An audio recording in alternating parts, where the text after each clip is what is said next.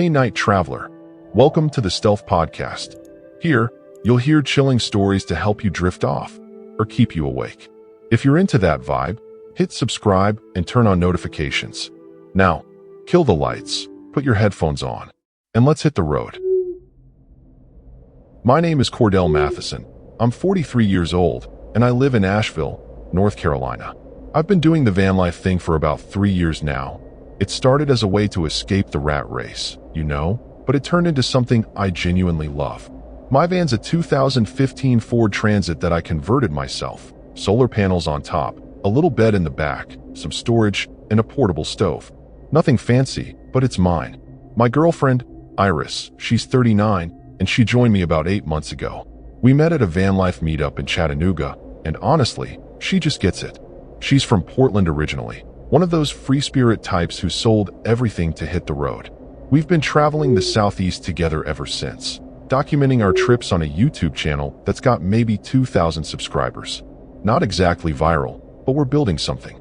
So anyway, we decided to head down to Jacksonville, Florida for a few weeks. Iris had been reading about this whole area being super haunted. Something about the city's history with yellow fever epidemics, old cemeteries, and some pretty disturbing murders over the years. She's really into that creepy stuff, always watching those true crime documentaries and listening to scary podcasts while we drive. Me? I'm more practical. I just wanted to escape the cold snap hitting North Carolina and maybe camp near the beach. Jacksonville seemed perfect. It's got that coastal vibe, plenty of free parking spots if you know where to look, and we'd heard from other van lifers that the cops don't really bother you if you're discreet. We planned to stay near the Timaquan Ecological and Historic Preserve. Tons of trails, quiet areas, and honestly, it felt like the kind of place where we could just disappear for a while without anyone noticing. The drive down took us 2 days, and we rolled into Jacksonville on a Tuesday evening, right as the sun was setting. The sky had this weird orange glow to it, like something out of a horror movie, and Iris kept saying it felt off. I laughed it off, told her she'd been watching too many scary videos. We drove around for about an hour, scouting spots, and eventually found this little dirt road that branched off near Fort George Island. It was tucked away, surrounded by thick woods and marshland, and there wasn't another soul around. Perfect for stealth camping. We parked the van under some low-hanging oak trees draped with Spanish moss. Honestly, it looked beautiful in a creepy sort of way. Iris immediately started snapping photos for Instagram, talking about how atmospheric everything was. I set up our little camp chairs outside, got the portable stove going, and we made some pasta while the cicadas screamed in the background. It was peaceful, or at least it should have been. But here's the thing, and I didn't mention it to Iris at first because I didn't want to freak her out, but as we were eating, I noticed something weird. There was this smell, faint at first, like rotting fish mixed with something sweeter, almost sickly. I figured it was just the marshland, decaying plant matter, or maybe a dead animal nearby. Happens all the time when you're camping in nature. But then I saw these scratches on one of the oak trees near us, deep gouges in the bark that looked fresh. Not like animal scratches either. They were too uniform, too deliberate. I walked over to check them out while Iris was cleaning up, and that's when I found the shoe. Just one. A woman's sneaker, Nike, pretty new looking, sitting in the dirt about 15 feet from our van. It was muddy, yeah, but the laces were tied, like someone had been wearing it recently, and it just came off. I picked it up, turned it over, and that's when I felt it. That sick, twisting feeling in my gut that something wasn't right here. I didn't say anything to Iris. Not yet. I tossed the shoe back into the bushes and walked back to the van, forcing a smile. She was inside already, setting up her laptop to edit some footage, completely oblivious. I climbed in, locked the doors, something I don't usually do right away, and sat there for a minute, just listening. The woods were loud, sure, but underneath all that noise, I swear I could hear something else. Something that didn't belong. It was faint, rhythmic, almost like breathing, but distorted, like it was coming through water.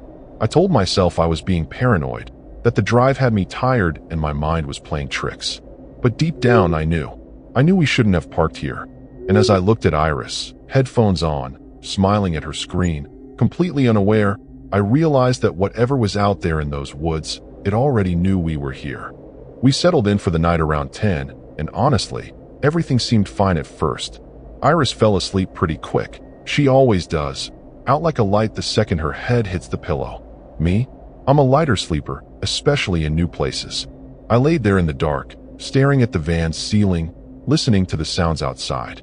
The cicadas had quieted down some, but now there were these frogs, loud as hell, croaking in the marshland.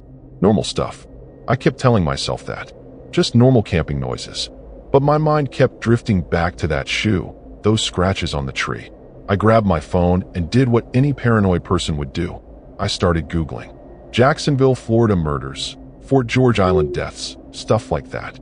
And man, I shouldn't have done that because what I found made my skin crawl. Turns out, back in the 90s, there were these disappearances in the area. Women mostly. They'd find bodies in the marshes, sometimes weeks later, sometimes never. The cases went cold, unsolved. And then just 2 years ago, some fishermen found remains near here, skeletal, half buried in the mud. The articles were vague, but they mentioned suspicious circumstances and ongoing investigation. I must have dozed off eventually because I woke up to Iris shaking my shoulder, whispering my name urgently. Cordell. Cordell, wake up. Her voice had this edge to it, this fear that instantly snapped me alert. What? What's wrong? I sat up, groggy, trying to orient myself. The van was pitch black except for the faint glow of her phone screen. There's someone outside, she whispered, her hand gripping my arm tight. I heard them walking around the van, multiple times, like they're circling us. My heart started hammering. I stayed quiet, listening. At first, nothing, just the frogs and the wind rustling through the trees. But then I heard it, a soft scraping sound, like something being dragged across gravel. It moved along the passenger side of the van, slow and deliberate. Then it stopped. Complete silence. Iris's breathing was shallow, panicked. Should we look? She asked. I shook my head. No, don't move. Don't make a sound. We sat there frozen for what felt like forever, just waiting, listening. Then the scraping started again, this time on the driver's side, working its way toward the back doors. I grabbed my phone, turned on the flashlight app, and aimed it at the back windows. The curtains were drawn, but I could see shadows moving outside, dark shapes shifting in the light. Who's there? I called out, trying to sound brave, but my voice cracked. No response. Just that scraping sound, louder now, more aggressive. Then it stopped again. Iris clutched my arm. We need to leave. Right now? Start the van and let's get out of here. Part of me agreed, but another part, the stubborn part, thought maybe it was just an animal. A raccoon, maybe a wild boar. They've got those in Florida, right? I unlocked my phone and opened the security camera app we'd installed on the van's exterior. We had one camera mounted above the back doors, pointing outward. I pulled up the live feed, and what I saw made my blood run cold. There was a person standing about 20 feet behind the van, just standing there in the darkness, facing us. I couldn't make out details. The camera's night vision was grainy, but I could see the outline. Tall, maybe 6 feet, wearing something dark. They weren't moving, just staring at the van. There's someone out there, I whispered to Iris, showing her the phone. She looked at the screen and immediately started crying, quiet sobs that she tried to muffle with her hand. We need to go, Cordell. Please. I nodded, moved to the driver's seat, keys already in my pocket. My hands were shaking so bad I could barely get the key in the ignition. I turned it, and the engine roared to life, way louder than I wanted in that silent, oppressive darkness. I flicked on the headlights, and that's when things got truly horrifying. The figure was gone. Just gone. Not running away, not hiding behind a tree, just vanished like they were never there. I threw the van in reverse, started backing out of that dirt clearing as fast as I dared. The wheels spun in the loose soil, and for a terrifying second, I thought we were stuck. But then we caught traction, and I swung the van around, pointing toward the main road. That's when I saw it in the rearview mirror. Not one figure. 3 of them, standing in a line where we'd just been parked, all facing the van, all perfectly still. I floored it, tires kicking up dirt and gravel as we tore down that narrow road. Iris was screaming now, full-on panicking, and I couldn't blame her because I was right there with her. I didn't look back. I just drove, following that winding dirt path until we hit pavement. Then I kept going, not slowing down until we were back in a well-lit area near some gas stations and fast food joints. I pulled into a Walmart parking lot, one of those 24-hour ones with security cameras everywhere, and finally let myself breathe. Iris was still crying, hyperventilating. I held her, told her we were safe now, but honestly, I didn't believe it. Because as I sat there in that bright, sterile parking lot, surrounded by normal people doing normal things, I couldn't shake the image of those three figures from my mind. The way they'd appeared out of nowhere. The way they'd just stood there, watching us leave. And the worst part? When I checked the security camera footage later, trying to get a better look at them, the file was corrupted. Completely unusable. Like whatever those things were, they didn't want to be seen. We spent the rest of that night in the Walmart parking lot, neither of us sleeping much. Iris eventually passed out around 4 in the morning, exhausted from crying and the adrenaline crash. Me? I stayed awake, watching the parking lot through the windshield, half expecting to see those figures appear between the cars. Sounds crazy, I know, but after what we'd just experienced, nothing felt safe anymore. When the sun finally came up, I felt this massive wave of relief wash over me. Daylight makes everything seem less terrifying, you know? We grabbed breakfast at a nearby Denny's, and over pancakes and way too much coffee, we had the conversation. Iris wanted to leave Jacksonville immediately, head back to North Carolina, or maybe go west toward Pensacola. But I convinced her to stay, at least for another day or two. I told her we'd find a better spot, somewhere populated, maybe near the beach where there'd be other people around. The truth is, I couldn't just leave without understanding what the hell happened out there. It was eating at me. So we spent that day exploring Jacksonville Beach, trying to act like normal tourists, but the whole time my mind was somewhere else. I kept researching on my phone, digging deeper into the area's history. That's when I found something that made my stomach drop. There were these old newspaper articles from the late 80s about a cult that supposedly operated around Fort George Island. They called themselves the Marsh Congregation, or something equally disturbing. The articles were vague, typical small-town newspaper stuff that dances around the real details. But they mentioned ritualistic activities, animal sacrifices found in the marshlands, and reports of people hearing chanting at night. The group disbanded after local authorities raided some property, but no arrests were ever made. The whole thing just kind of disappeared from public record. I showed Iris what I'd found, and she went pale. "You think those people last night were connected to that?" she asked. I shrugged, trying to play it cool, but yeah, that's exactly what I was thinking. Some things don't just disappear. They go underground, hide in the shadows, waiting. That evening, we decided to park at Catherine Abbey Hanna Park, a legit campground with other people around, bathrooms, the whole deal. It cost us $20, but it felt worth it for the peace of mind. We set up in a spot near some other campers, a young couple with a teardrop trailer and a family with kids in a massive RV. Normal people doing normal camping things. It should have felt safe, and for a few hours, it did. We made dinner. Iris actually smiled and laughed at something on her phone, and I started to think maybe we'd overreacted the night before. Maybe it was just some local weirdos trying to scare tourists, and we'd gotten unlucky. We turned in around 9, both of us exhausted. The campground was quiet, but not silent. You could hear other campers talking, kids playing, someone's radio in the distance. Comforting sounds. Human sounds. I fell asleep easier than I expected. Iris curled up next to me, her breathing steady and calm. I woke up to complete silence. And I mean complete. No crickets, no frogs, no distant conversations. Nothing. It was like someone had hit a mute button on the entire world. I checked my phone. 2:47 a.m. Iris was still asleep beside me, but something felt wrong. I sat up slowly, every instinct screaming at me to stay quiet, stay still.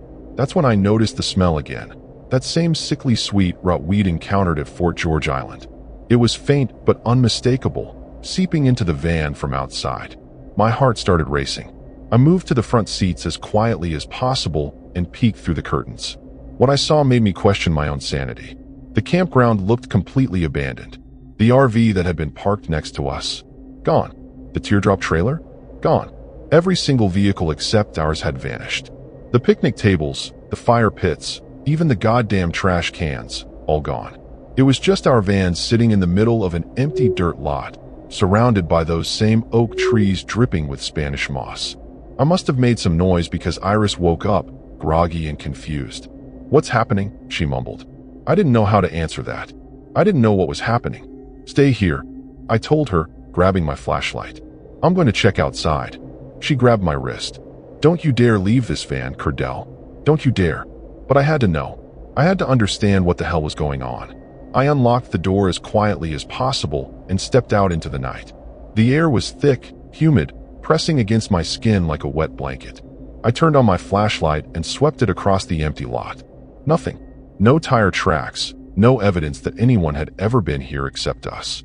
I walked toward where the RV had been parked, and that's when I saw them. Footprints in the dirt.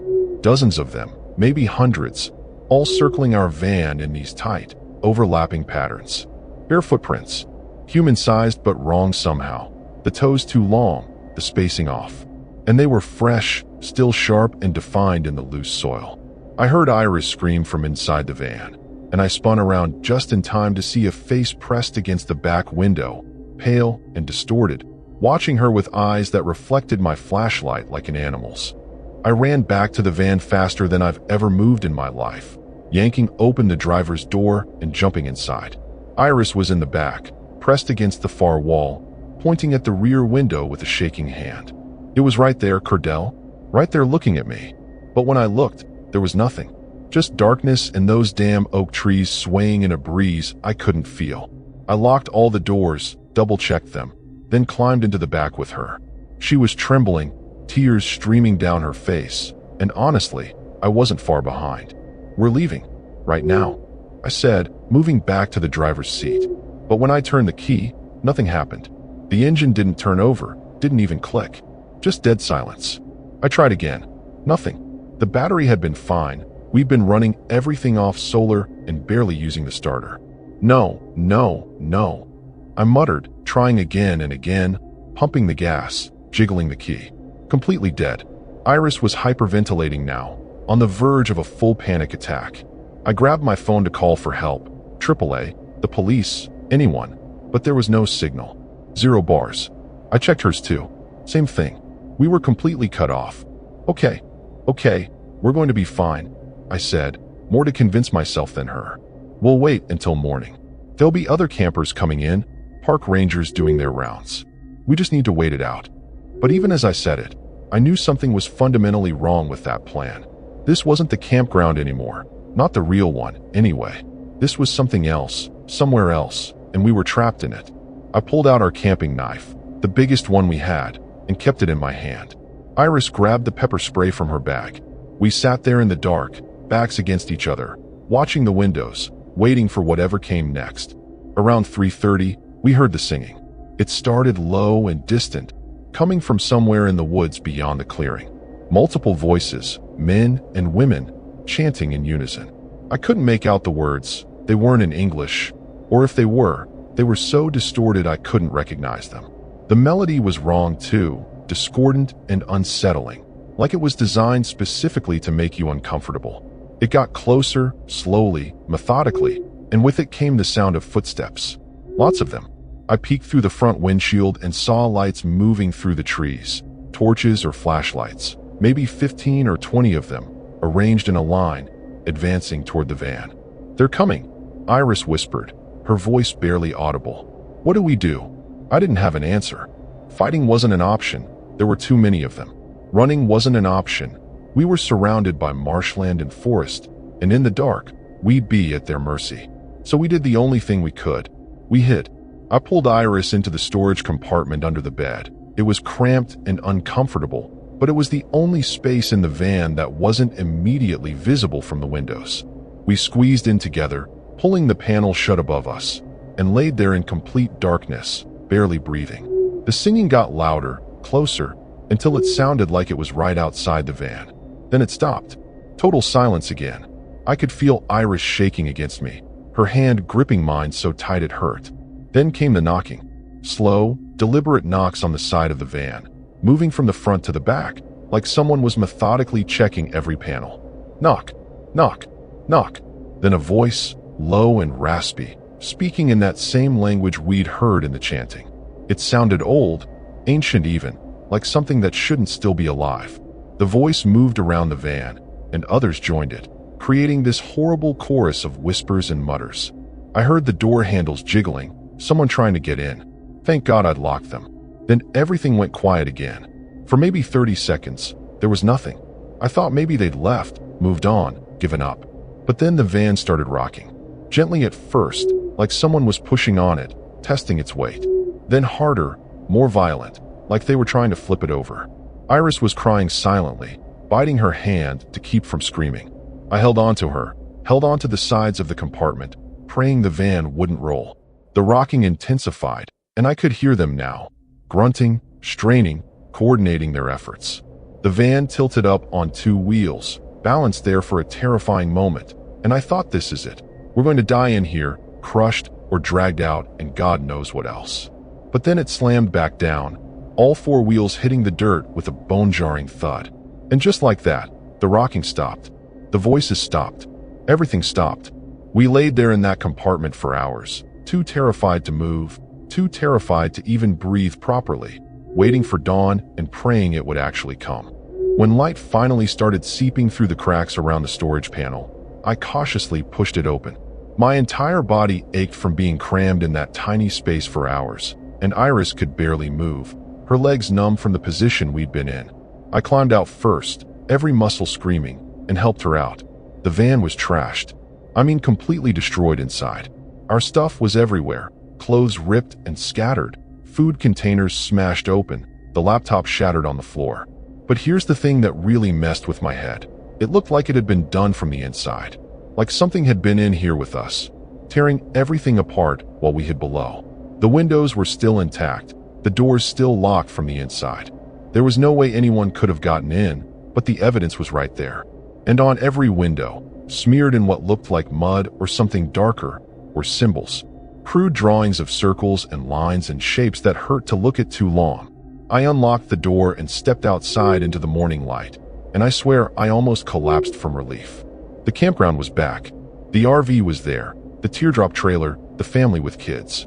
Everything was exactly where it had been before, like the previous night had never happened. People were making breakfast, kids were riding bikes, someone was walking their dog. Normal. Everything was heartbreakingly normal. A park ranger drove by in a golf cart and waved at me, smiling. I waved back, probably looking like I'd seen a ghost, which, honestly, I'm not sure I hadn't. Iris stumbled out behind me, squinting in the sunlight, looking around in disbelief. "How is this possible?" she whispered. I didn't answer because I didn't know. I walked over to where those footprints had been, where I'd seen hundreds of them circling our van. Nothing. Just undisturbed dirt and pine needles. Like I'd imagined the whole thing. But we hadn't imagined it. The inside of the van was proof of that. We spent the next 2 hours cleaning up, salvaging what we could, which wasn't much. Iris's laptop was beyond repair, our camping stove was bent and unusable, and most of our clothes were shredded. I tried starting the van, and of course, it fired right up on the first try, purring like nothing had ever been wrong. We didn't talk much as we packed up what was left of our stuff. What was there to say? We both knew we were leaving Jacksonville and never coming back. As we pulled out of the campground, I glanced in the rearview mirror one last time and saw someone standing at the edge of the tree line, watching us leave. A woman, I think, wearing something dark, her face too pale in the morning sun. She raised one hand, not waving, just holding it up like a warning or maybe a promise. I looked away and kept driving. We made it about 40 miles north before Iris started getting sick. At first, she said it was just nausea from the stress, the lack of sleep, everything we'd been through. But it got worse fast. She was sweating, shaking, complaining about pain in her stomach. I pulled off at the first hospital I saw, some small facility in Yulee. They took her back immediately when she started vomiting blood. I sat in that waiting room for 3 hours, my mind racing through every horrible possibility. When the doctor finally came out, his face was grim. He said they'd found something in her bloodstream, something they couldn't identify. Some kind of parasite or infection, but unlike anything they'd seen before. They were running more tests, consulting with specialists in Gainesville. He asked me where we'd been, what we'd been exposed to. I told him we'd been camping near Jacksonville, and he got this look on his face, this recognition that made my blood run cold. "For George Island?" he asked. I nodded. He sighed, ran his hand through his hair, and said, "You're not the first ones." They kept Iris overnight for observation, pumping her full of antibiotics and antivirals, throwing everything they had at whatever was inside her. I stayed with her, holding her hand while she drifted in and out of consciousness, her skin getting paler by the hour. Around midnight, She woke up lucid for a moment and grabbed my arm with surprising strength. "They're still with us," she whispered, her eyes wide and terrified. "They followed us, Cordell. They marked us back there, and now they're not going to let us go." I tried to tell her she was delirious, that it was just the fever talking, but she shook her head violently. "Look at your arm," she said. I pulled up my sleeve and saw it. A symbol, the same one that had been smeared on our windows, now branded into my skin like a tattoo I never got. It was raised and red, infected looking, and when I touched it, it burned. Iris had one too, on her shoulder, angry and weeping. The doctor came in then, saw what we were looking at, and his expression confirmed what I already knew deep down. Whatever had happened to us in those woods, whatever we'd encountered, it wasn't finished with us. Not by a long shot. And as I sat there in that sterile hospital room, fluorescent lights buzzing overhead, I realized that leaving Jacksonville hadn't saved us at all. We'd brought something back with us, something that had been waiting in those marshes for God knows how long, and now it was ours to carry forever.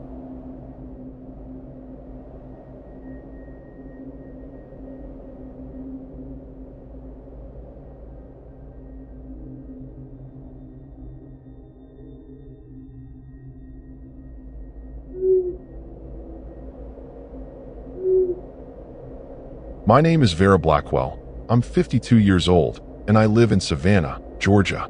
I've been a freelance journalist for the past 15 years, specializing in true crime and unsolved mysteries, the darker stuff that most people don't want to touch. My van's a 2018 Ram ProMaster, nothing fancy, but I've had it set up for about 2 years now. It's got a Murphy bed, a small desk where I can work on my laptop, and enough storage for my camera equipment and research materials. I started doing Vanlife because it lets me get closer to the stories I'm chasing. You can't really understand a case by sitting in some coffee shop 3 states away, you know? You need to be there, breathe the air, talk to the locals, feel the weight of what happened. That's how I work. My daughter, Kimmy, she's 28, thinks I'm crazy. She lives in Atlanta with her husband and their 2 kids, and she's always begging me to settle down, get a normal apartment, stop chasing ghosts. But this is who I am, and I'm good at what I do. So here's why I came to Jacksonville. About 6 months ago, I got an email from a woman named Patricia Henshaw. Her sister, Danielle, disappeared in 2003 near the Jacksonville area, specifically around the Arlington neighborhood. She was 31 at the time, worked as a nurse, drove a red Honda Civic that they found abandoned on Monument Road with the keys still in the ignition. No signs of struggle, no blood, nothing. Just gone. The police investigation went nowhere, and after a few months, it turned cold. Patricia had been following my work online and reached out because she'd heard I was good at digging up things the cops missed. She sent me everything she had, police reports, newspaper clippings, her own notes from talking to Danielle's friends and co-workers. What caught my attention was this. 3 other women had disappeared from that same stretch of road between 1998 and 2005, all in their late 20s to early 30s. All vanished without a trace. The cases were never officially connected, but the pattern was obvious if you bothered to look. I spent weeks doing preliminary research before making the trip. I read everything I could find about Arlington, about Monument Road, about the demographics and crime statistics from that era. Jacksonville has a dark history. It always has. High crime rates, a transient population, and enough unsolved cases to fill a filing cabinet. But this particular cluster of disappearances felt different. There was something deliberate about it, something organized. I reached out to a retired detective who'd worked one of the cases, a guy named Frank Morales. He agreed to meet me for coffee when I got to town, said he'd always felt like there was more to those disappearances than what made it into the official reports. He mentioned something about local rumors, stories the department never took seriously because they sounded too crazy. That's what really hooked me. When cops start talking about things being too crazy, that usually means there's something real underneath all the noise. I arrived in Jacksonville on a Sunday afternoon in late October. The weather was still warm, humid, that sticky Florida heat that clings to your skin. I'd planned to meet with Frank the next morning, so I needed to find somewhere to park for the night. I drove around Arlington for a while, getting a feel for the area. It's mostly residential, older houses, some pretty run down, mixed with strip malls and gas stations. Monument Road itself is this long, winding stretch that cuts through neighborhoods and past patches of undeveloped land, scrub brush, and pine trees. I found a quiet spot near a defunct shopping center that had clearly been abandoned for years. Half the storefronts were boarded up, parking lot cracked and overgrown with weeds. There was one working streetlight at the far end, but otherwise, it was dark and isolated. Perfect for my needs. I backed the van into a corner spot where I had a clear view of the road and settled in for the evening. I made myself dinner, just some canned soup heated on my portable burner, and went over Patricia's files again. Danielle's case bothered me the most because of how clean it was. People don't just vanish without leaving something behind. There's always evidence, always a trail, even if it's microscopic. But in Danielle's case, it was like she'd been erased. I pulled up the crime scene photos on my laptop, studying the images of her abandoned car. The doors had been unlocked, the driver's seat pushed back farther than Danielle's height would require, like someone taller had been sitting there. That detail had been in the police report, but never followed up on. I zoomed in on the photos, looking for anything the investigators might have missed, and that's when I noticed something in the background of one shot. Behind the car, barely visible in the tree line, there was a shape. Could have been a shadow, could have been a person. The photo was too grainy to tell. I made a note to visit the actual location tomorrow, see it in daylight. As I closed my laptop and prepared for bed, I had this nagging feeling in my gut, the same one I always get when I'm onto something real. Something disturbing was waiting to be uncovered here in Jacksonville, and I was about to dig it up whether it wanted to be found or not. I woke up around 6:30 Monday morning to the sound of someone knocking on my van. Not aggressive pounding, just a steady tap tap tap that pulled me out of sleep. I sat up, disoriented for a second, then grabbed my phone and peeked through the curtain. There was a guy standing outside, maybe mid-50s, wearing a security uniform that looked 2 sizes too big on him. He had this apologetic expression on his face, and when he saw me looking, he stepped back and held up his hands like he didn't want to scare me. I cracked the door open. "Morning," he said, his voice gruff but not unfriendly. "Sorry to bother you, but you can't park here overnight. Property owner's rules." I nodded, gave him my best understanding smile. "No problem. I was just passing through, needed to catch some sleep. I'll move along." He looked at the van, then back at me, and his expression shifted slightly. "You're not from around here, are you?" I shook my head. "Savannah. I'm down here doing some research for a story I'm writing." He seemed to consider that for a moment, then leaned in slightly. "What kind of story?" I figured honesty might get me somewhere, so I told him. "Looking into some old missing persons cases from the early 2000s. Women who disappeared near Monument Road." His face changed completely. The friendly demeanor dropped, replaced by something harder, more guarded. "That's old news. Police already looked into all that. Nothing to find." But the way he said it, defensive, almost rehearsed, told me he knew more than he was letting on. "Did you work around here back then?" I asked. He nodded slowly. "I was with JSO for 23 years before I retired. Worked patrol in this district." "Bingo. Then maybe you remember some of the cases? Danielle Henshaw, 2003? Or the others?" He took a step back, shaking his head. "Like I said, nothing to find. You should probably move along, miss. Jacksonville's not the kind of place where people appreciate strangers digging up the past." There was a warning in his tone, not threatening exactly, but firm. I thanked him and told him I'd leave, and he watched me start the van and pull out of the parking lot. But as I drove away, I kept glancing in the rearview mirror, and he was still standing there, watching until I turned the corner and disappeared from view. That interaction stuck with me. He'd been a cop during the time those women went missing, and his reaction to my questions wasn't curiosity or helpfulness. It was fear, or maybe guilt. I couldn't tell which yet, but I made a mental note to look him up later, see if his name appeared anywhere in the old case files. I drove to a Starbucks, got some coffee, and used their Wi-Fi to kill time until my meeting with Frank Morales. He'd suggested we meet at a diner on Atlantic Boulevard around 9, said it was quiet and they had good breakfast. I got there early, ordered pancakes I didn't really want, and waited. Frank showed up right on time, looking exactly like I'd expected, late 60s, gray hair, the kind of weathered face that comes from decades of dealing with humanity's worst. He slid into the booth across from me, ordered black coffee, and got straight to business. "So you're the journalist Patricia told me about," he said, sizing me up. "You really think you're going to find something we missed?" I didn't take offense. Cops get defensive about cold cases. It's a pride thing. I'm not here to make anyone look bad. I told him, I just want to find out what happened to these women. Patricia deserves answers. He nodded, sipped his coffee, then leaned back. Okay, I'll tell you what I know, but you didn't hear it from me. Officially, those cases were investigated thoroughly and there wasn't enough evidence to pursue any leads. Unofficially, we all knew something was wrong. The pattern was too obvious, the circumstances too similar. But every time we tried to dig deeper, we hit walls. Witnesses wouldn't talk, evidence disappeared, and eventually, the department told us to move on. What kind of walls? I asked, pulling out my notebook. Frank hesitated, and for a moment, I thought he might shut down completely. But then he sighed and continued. There was this group, kind of an underground thing, been operating in Jacksonville for decades. They're not a gang, not in the traditional sense. More like a network? They've got people everywhere, cops, city officials, business owners. They protect each other, cover for each other. And if you start asking the wrong questions, you get shut down real quick. 2 detectives who worked those missing persons cases ended up transferred to different departments within 6 months. One of them quit the force entirely, moved out of state. He paused, choosing his words carefully. I always suspected those disappearances were connected to them, but I could never prove it. And honestly, I valued my pension too much to push it. That sent a chill down my spine. This wasn't just about solving a cold case anymore.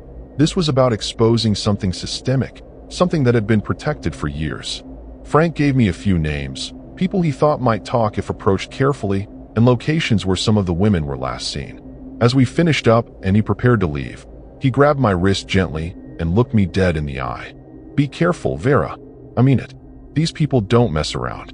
If they think you're getting too close, they'll make you disappear too, and nobody will ever find you. I spent the rest of that Monday driving around Monument Road, retracing the routes where the women had disappeared. Danielle's car had been found near the intersection with Lone Star Road, in a little pull-off area that backed up to dense woods. I parked there, got out with my camera, and started documenting everything. The area had changed some in 20 years, more development, a few new houses, but the woods were still there, thick and dark even in daylight. I walked the tree line, looking for anything unusual, and that's when I found the first one. A small wooden cross, handmade, stuck in the ground about 15 feet into the woods. No name on it, just a date carved into the wood, September 14th, 2003. That was 2 weeks after Danielle disappeared. I took photos, marked the GPS coordinates on my phone, and kept searching. Within an hour, I'd found 3 more crosses, all with different dates ranging from 1998 to 2005. Someone had been memorializing these women or marking the spots where something happened to them, and the police had either missed these completely or chose to ignore them. I called Patricia that evening, told her what I'd found. She broke down crying on the phone, kept saying, I knew it. I knew she didn't just run away. We talked for almost an hour, and she gave me more details about Danielle's life leading up to her disappearance. Apparently, Danielle had mentioned feeling like she was being followed in the weeks before she vanished. She'd told Patricia about a dark blue truck that kept showing up wherever she went, outside her apartment, in the hospital parking lot where she worked, even at the grocery store. Patricia had urged her to file a police report, but Danielle never did. She thought she was being paranoid. 2 weeks later, she was gone. That detail hadn't been in any of the official reports I'd read. I asked Patricia why she never mentioned it to the police, and she said she did, multiple times, but they told her it wasn't relevant. Just a coincidence. But I don't believe in coincidences, especially not in cases like this. That night, I parked in a residential area near Monument Road, on a quiet street with houses on both sides. I figured it'd be safer than another abandoned lot. More witnesses if anything went wrong. I made dinner, answered some emails, and tried to organize my notes, but I couldn't focus. My mind kept going back to those crosses in the woods, to Frank's warning about the network, to the security guard's reaction that morning. Everything pointed to something bigger than just one person snatching women off the street. This was organized, protected, and it had been going on for decades. Around 11, I decided to call it a night. I was exhausted, mentally drained from processing everything I'd learned. I locked all the doors, double-checked the windows, and climbed into bed. But I couldn't sleep. I just laid there, staring at the ceiling, listening to the neighborhood sounds. Dogs barking in the distance, a car driving by occasionally, someone's TV playing too loud. Around 1 in the morning, I heard it. A vehicle pulling up close to my van, the engine idling. I stayed perfectly still, listening. Car doors opened and closed. At least 2, maybe 3. Then footsteps, moving around the van slowly, deliberately. My heart started racing. I reached for my phone, ready to call 911, but before I could, someone knocked on the side of the van. 3 sharp knocks, then a man's voice.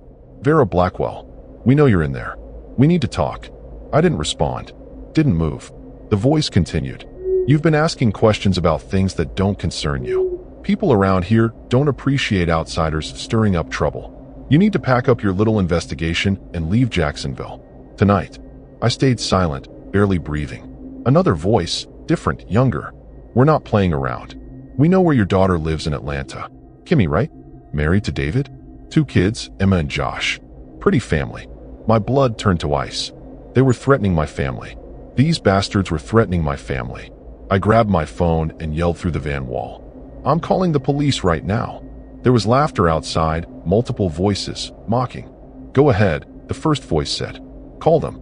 See what happens." I dialed 911, and when the dispatcher answered, I explained the situation, that people were surrounding my van, threatening me. She took my information, said officers were on the way, stay on the line. I could hear her typing, asking me questions, but all I could focus on was the voices outside, now talking amongst themselves in low tones I couldn't quite make out.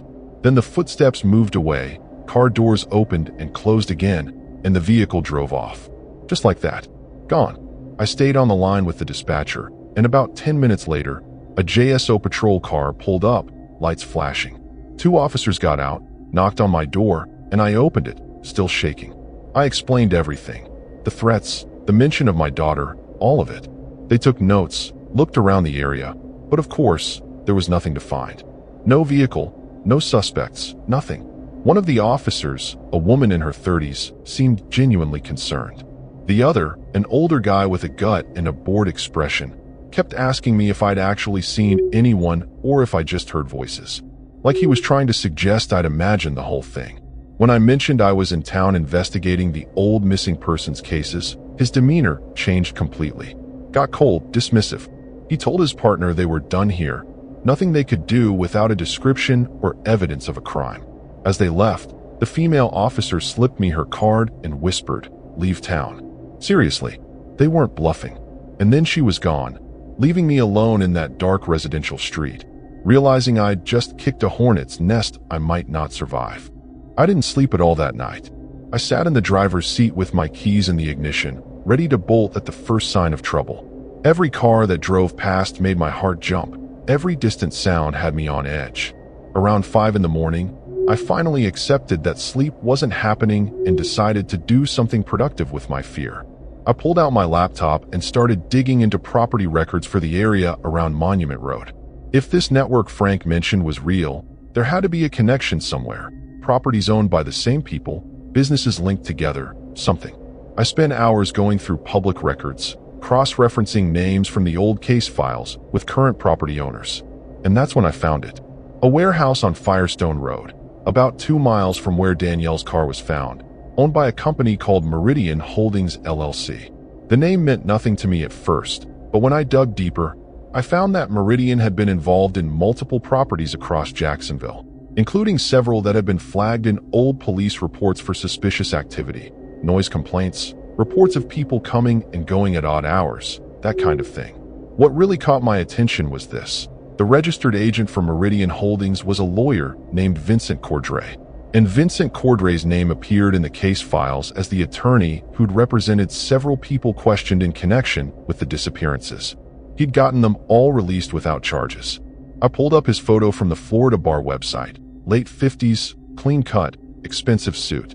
He looked like any other corporate attorney, but the connections were too perfect to be coincidental. I screenshot everything, backed it all up to my cloud storage, and then made a decision that I knew was probably stupid but felt necessary. I was going to check out that warehouse. I grabbed my camera, made sure my phone was fully charged, and sent a detailed email to Patricia with everything I'd found, including the address of the warehouse. I told her if she didn't hear from me by 6 that evening, she should forward it all to the FBI and the media. At least if something happened to me, The information wouldn't die with me. I drove to Firestone Road around noon, when there'd be enough activity in the area that one more vehicle wouldn't stand out. The warehouse was exactly what I expected, a big corrugated metal building with no windows, surrounded by a chain-link fence. There were security cameras on the corners of the building and a gate across the driveway with a keypad entry. The place looked abandoned from the outside, but there were fresh tire tracks in the gravel leading to the gate. Someone had been here recently. I parked about a block away and walked back with my camera, pretending to be a photographer interested in urban decay or something. I took photos of the building, the fence, the surrounding area, trying to be casual about it. That's when I noticed the van parked on the side of the building, partially hidden by an overgrown bush. It was a white utility van, windowless, the kind contractors use. Nothing remarkable except for one detail that made my stomach drop. There was a dent on the rear bumper in the exact same spot where Danielle's case file mentioned a witness seeing a white van near her apartment the week before she disappeared. I was so focused on the van that I didn't hear the person approach until they were right behind me. "You lost?" a voice said, and I spun around to find a man standing there, arms crossed, blocking my path back to the street. He was big, maybe 6'3", wearing work clothes and a jacket despite the heat. His face was weathered, unfriendly. I put on my best confused tourist act. "Oh, sorry, I'm just taking some photos for a photography project. Industrial landscapes, you know?" He didn't buy it. "This is private property. You need to leave." I nodded, started to walk past him, but he grabbed my arm, not violently, but firm enough to stop me. "That camera. Delete the photos you just took." My heart was pounding, but I tried to stay calm. "I don't think I took any photos of your property specifically. Just the area." His grip tightened. "Delete them. Now." I pulled up my camera, showed him the screen, and started deleting images, but not the real ones. I'd already switched to a decoy folder with random shots from earlier. He watched me delete about 10 photos, then let go of my arm. "Get out of here. And if I see you around here again, we're calling the cops." I walked back to my van as calmly as I could manage, but the second I got inside, I locked the doors and drove away fast. My hands were shaking so bad I could barely grip the steering wheel.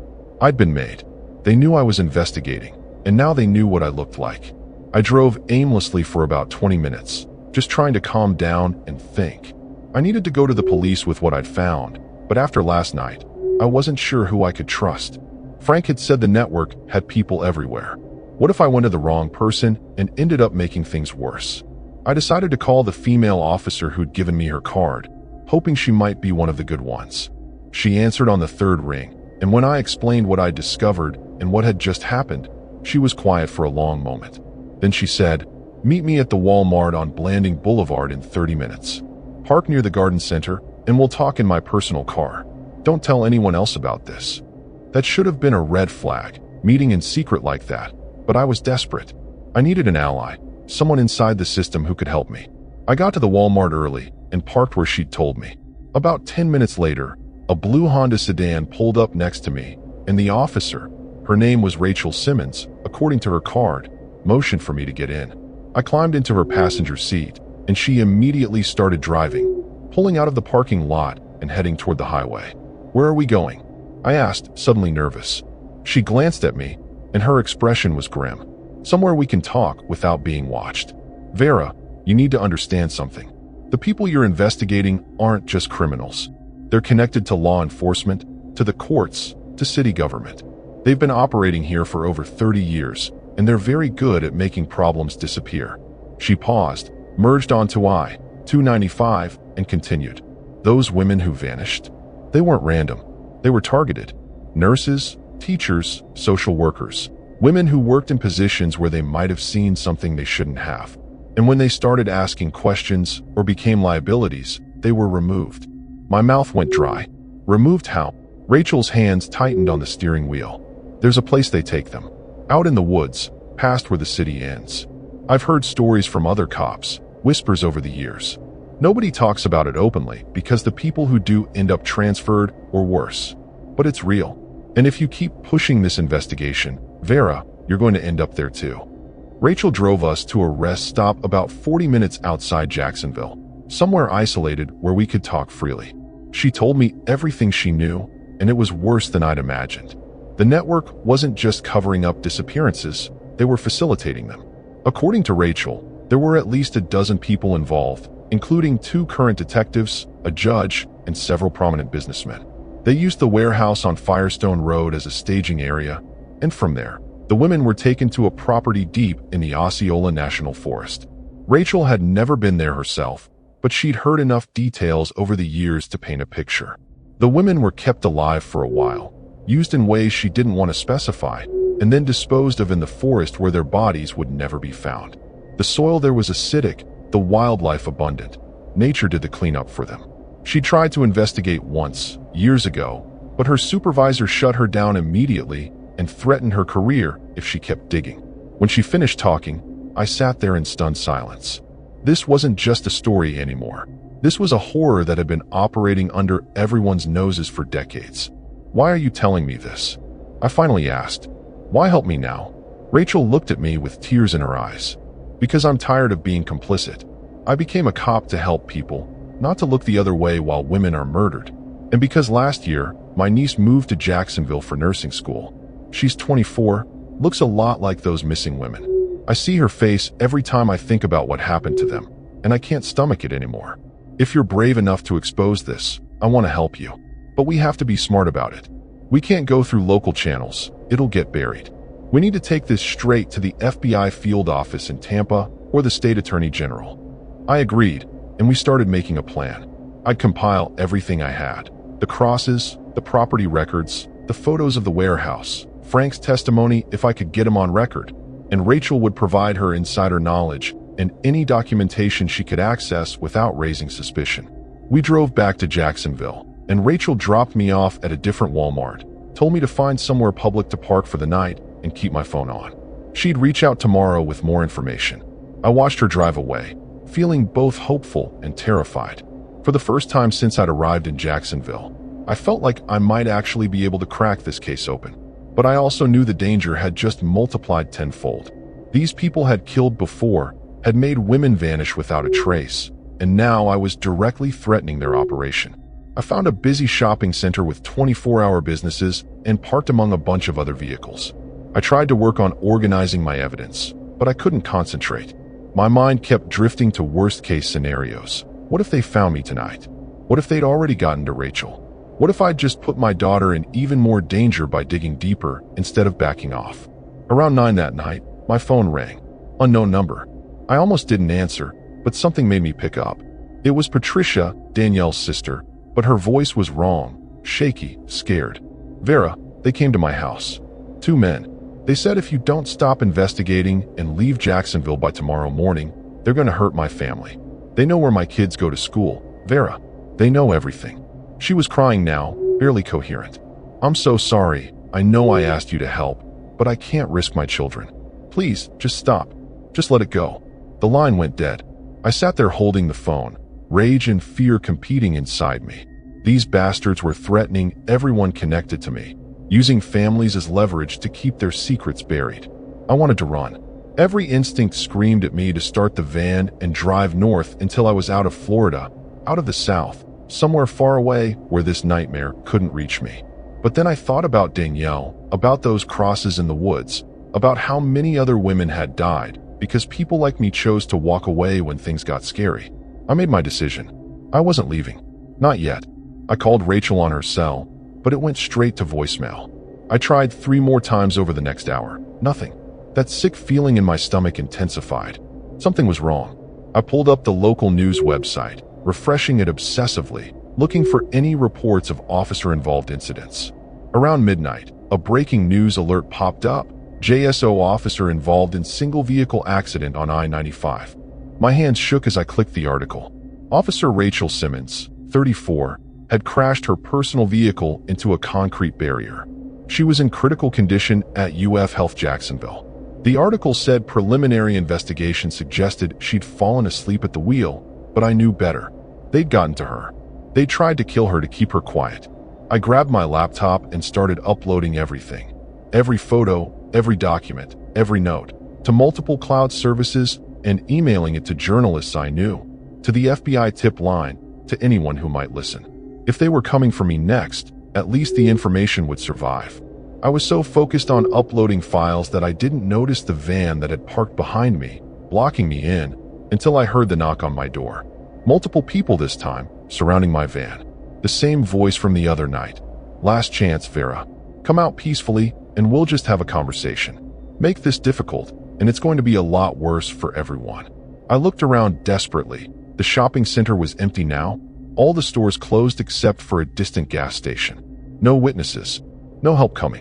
I grabbed my phone to call 911, but the signal was gone. They were jamming it somehow. The back doors of my van suddenly flew open. I'd forgotten to lock them in my panic, and hands grabbed me, pulling me out into the night. I fought, screaming, but there was a cloth pressed over my face, something chemical and sweet, and my vision started to blur. The last thing I remember before everything went black was being dragged toward that white utility van, the one with the dented bumper, and realizing that I was about to become another name in the case files. Another woman who'd asked too many questions and paid the ultimate price. And as consciousness slipped away, my final thought was of those crosses in the woods, and wondering if someone would eventually place one there for me too, marked with today's date. A silent memorial to a truth that Jacksonville would never let come to light.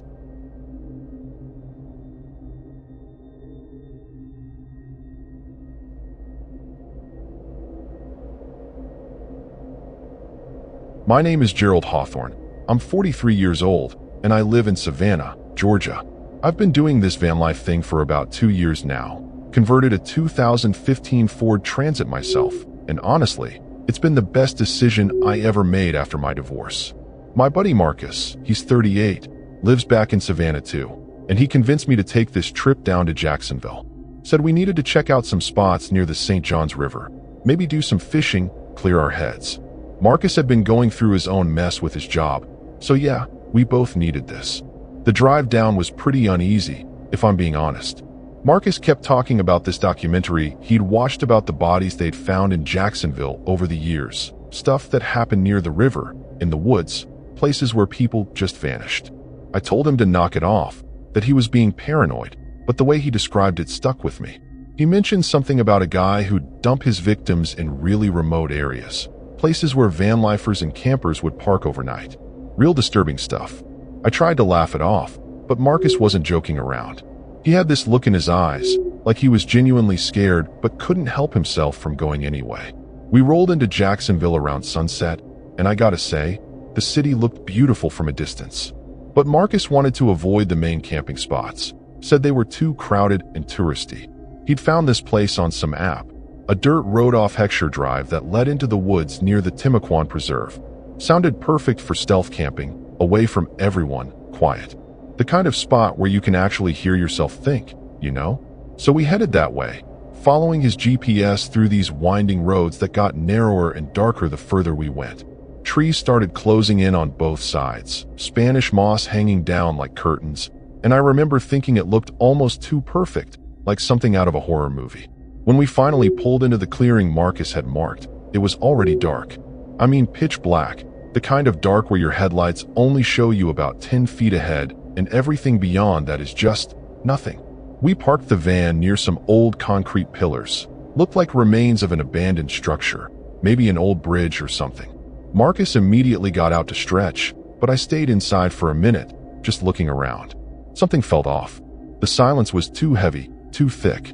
Usually you hear crickets, frogs, something, but it was dead quiet. I stepped out anyway, told myself I was being as paranoid as Marcus had been earlier, but man, that feeling wouldn't leave. We set up inside the van, got our sleeping bags ready, cracked open some beers. Marcus was scrolling through his phone, reading out loud about the area we were in. Turns out, back in the late 90s and early 2000s, there were multiple cases of people disappearing from spots just like this one. Transients, travelers, a couple of campers. Some bodies were found, others never were. He showed me this article about a particularly scary incident. A woman's remains discovered less than 3 miles from where we were parked, half buried near the riverbank. I told him to put the phone away, that he was ruining the vibe, but he just smirked and said, "What vibe, man? We're in the middle of nowhere." And he was right. We were completely alone out here. No cell service, no lights anywhere, just us and whatever else was lurking in those woods. Around midnight, I woke up to Marcus shaking my shoulder. At first, I thought maybe he needed to take a leak or something, but when I opened my eyes, he was crouched down, staring out the back window with this frozen expression on his face. "Dude, there's someone out there," he whispered, and I could hear the fear in his voice. Not the playful, scary story fear from earlier, but real, genuine terror. I sat up slowly, trying not to make any noise, and looked where he was pointing. Through the tinted window, I could barely make out a shape moving between the trees, maybe 30 yards out. It was too dark to see details, but whatever it was big, and it was moving in our direction. My heart started pounding so hard I could hear it in my ears. Marcus grabbed his phone to use the flashlight, but I stopped him, told him that was the worst idea possible. If someone was out there, the last thing we wanted was to let them know we were awake and watching. We just sat there in the darkness, both of us barely breathing, tracking this figure as it moved closer to the van. The disturbing part wasn't just that someone was out there at midnight in the middle of nowhere. It was the way they were moving. Slow, methodical, like they were searching for something or studying the area. Every few steps, they'd stop and just stand there, completely still for what felt like minutes. Then they'd move again, always getting closer. I started thinking about what Marcus had told me earlier about the bodies, the disappearances, and my mind went to the darkest places. What if this was someone who knew these woods, who used them for horrible things? What if we'd parked right in the middle of their hunting ground?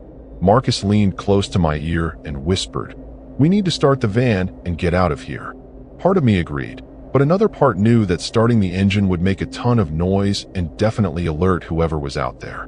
We'd be vulnerable while I fumbled with the keys, turned on the headlights, tried to navigate out of this clearing in reverse. I told Marcus to wait, to see what this person would do, and he looked at me like I was insane. The figure stopped about 15 feet from the van. Just stopped and stood there. I could barely make out the outline. Tall, wearing what looked like a jacket or coat, hood pulled up. They weren't moving, weren't making any sound that we could hear. Just standing there, facing our direction. My stomach dropped when I realized they might be looking right at us, even though our windows were tinted and there was no light inside. It's like they knew we were there, knew we were watching. Marcus grabbed my arm so tight it hurt, and I heard him muttering something under his breath. Might have been a prayer, I don't know.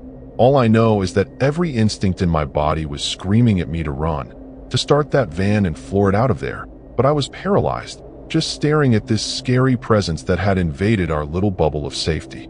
Then the figure did something that made my blood run cold. They raised one arm slowly, pointing directly at the van. Not waving, not beckoning, just pointing, holding their arm out straight like they were marking us, identifying us. Marcus let out this choked sound, somewhere between a gasp and a whimper, and before I could stop him, he lunged for the driver's seat. "We're leaving now," he hissed, and I didn't argue anymore. He fumbled with the keys while I kept my eyes on the figure outside, watching as they slowly lowered their arm. The van's engine roared to life, headlights flooding the clearing, and in that sudden burst of light, I saw something that made my blood freeze. The figure was gone, just vanished, like they'd never been there at all. But worse than that, in the spot where they'd been standing, I could see fresh footprints in the dirt, and they led right up to the driver's side door. Marcus threw the van into reverse, tires spitting dirt and gravel as we lurched backward out of that clearing. I was still staring at those footprints, trying to process what I'd just seen, when Marcus slammed on the brakes so hard I nearly hit my head on the dashboard. "What the hell are you doing?" I yelled, but he was just sitting there, hands gripping the steering wheel, staring into the rearview mirror with his mouth hanging open. I turned around to look through the back windows, and that's when I saw it. Another figure, standing directly behind the van, blocking our only way out. We were trapped between whoever had been at the driver's door and this new person behind us. I don't know how long we sat there, maybe 10 seconds, maybe a full minute, but it felt like an eternity. The figure behind us didn't move, didn't react to the headlights or the sound of the engine. Marcus was hyperventilating now, saying we needed to ram through them, just floor it and hope for the best.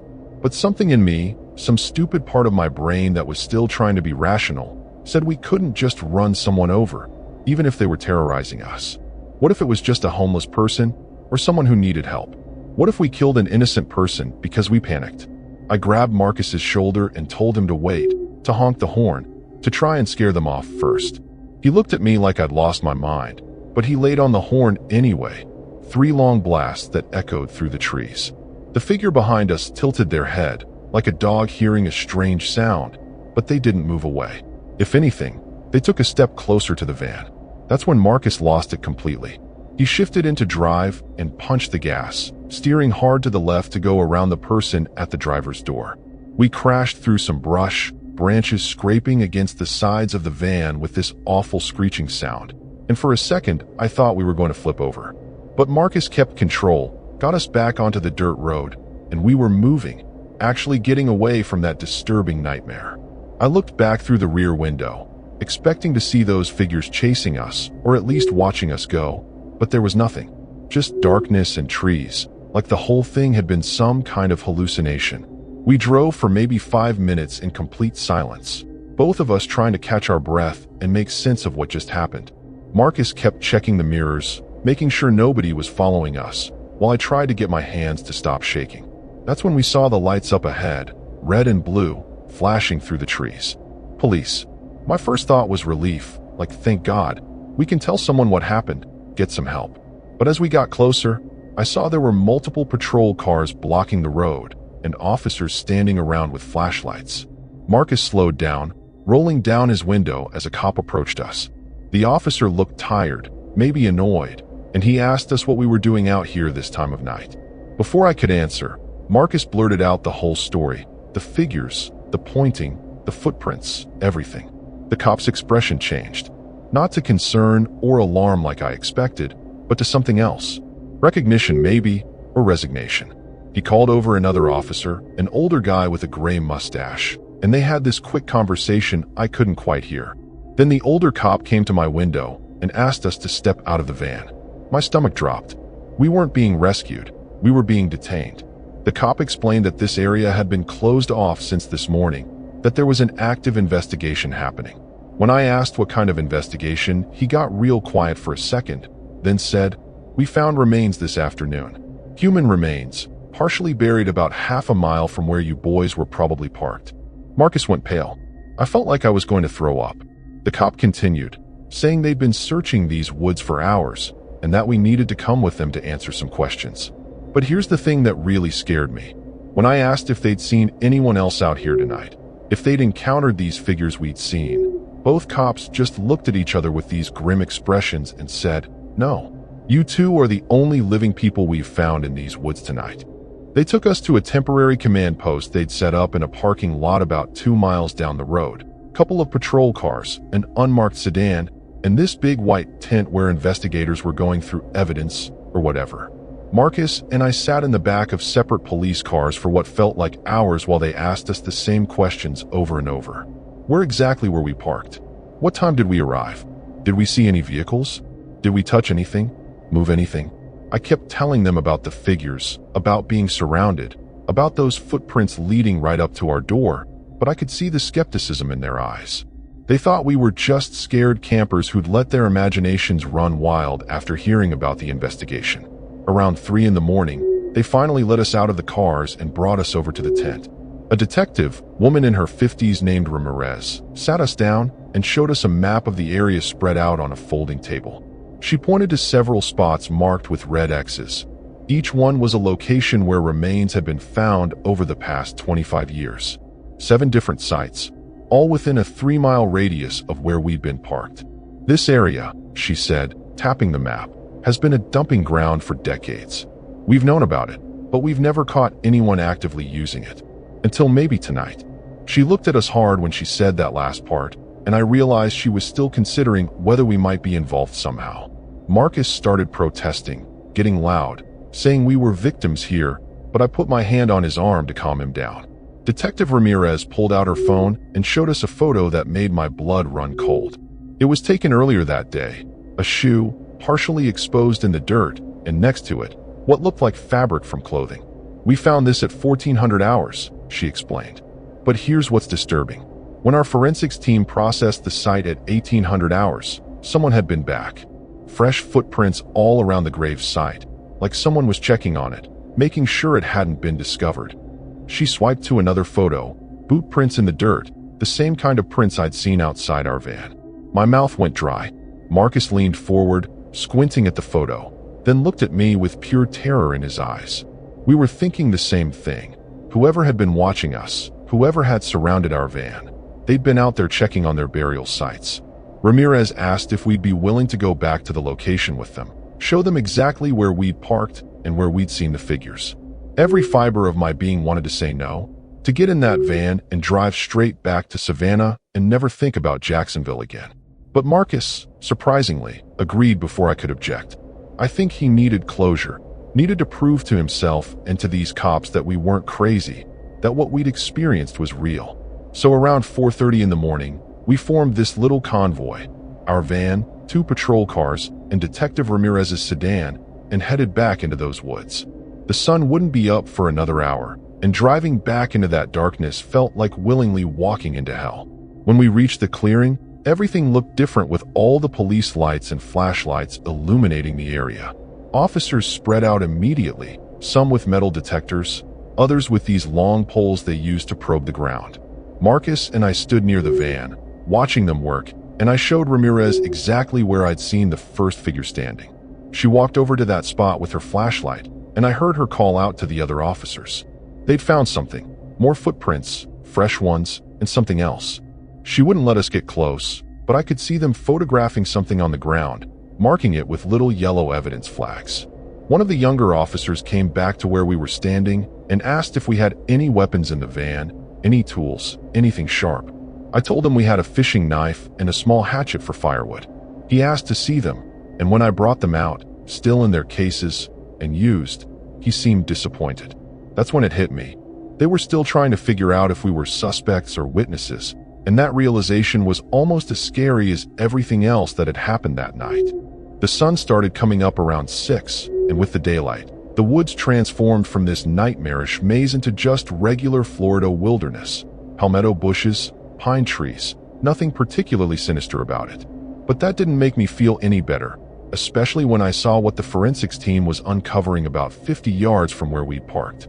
They'd found another burial site, fresh enough that Detective Ramirez wouldn't give us any details, but I could see the grim expressions on everyone's faces. Marcus had gone quiet, sitting on the van's bumper with his head in his hands, probably realizing how close we'd come to becoming part of this investigation in a very different way. Around 7, Ramirez came back and told us we could leave, but we'd need to stay available for follow-up questions. She handed me her card and said something that stuck with me. "You boys got lucky last night. Whoever was out here, they don't usually leave witnesses." I asked her what she meant by that, if they had any idea who they were looking for, but she just shook her head and walked away. Marcus practically ran to the driver's seat, fired up the engine before I'd even closed my door. We tore out of there, kicking up dust, neither of us saying a word until we hit the main highway. That's when Marcus finally spoke, his voice shaky and hoarse. "Gerald, we almost died last night. You know that, right? We almost became another red X on that map. We stopped at a diner in Jacksonville proper, needed coffee and food, and just to be around normal people doing normal things. The waitress was chatty, asked if we were tourists, and I lied and said yeah, just passing through. Marcus couldn't eat, just stared at his pancakes like they'd personally offended him. I tried to make conversation, tried to process what we'd been through, but honestly, I had no words for it. My phone buzzed, a text from Detective Ramirez. "Don't talk to media. Active investigation. We'll update you soon." I showed it to Marcus, and he just nodded, eyes glazed over. We sat there for another hour, watching the restaurant fill up with morning customers, everyone laughing and talking about their plans for the day, completely oblivious to the horror that existed just a few miles away in those woods. The drive back to Savannah was the longest 4 hours of my life. Every car that got behind us on the highway, I'd watch in the mirrors, wondering if it was following us. Every rest stop looked like a potential trap. Marcus finally fell asleep around the Georgia border, and I was left alone with my thoughts.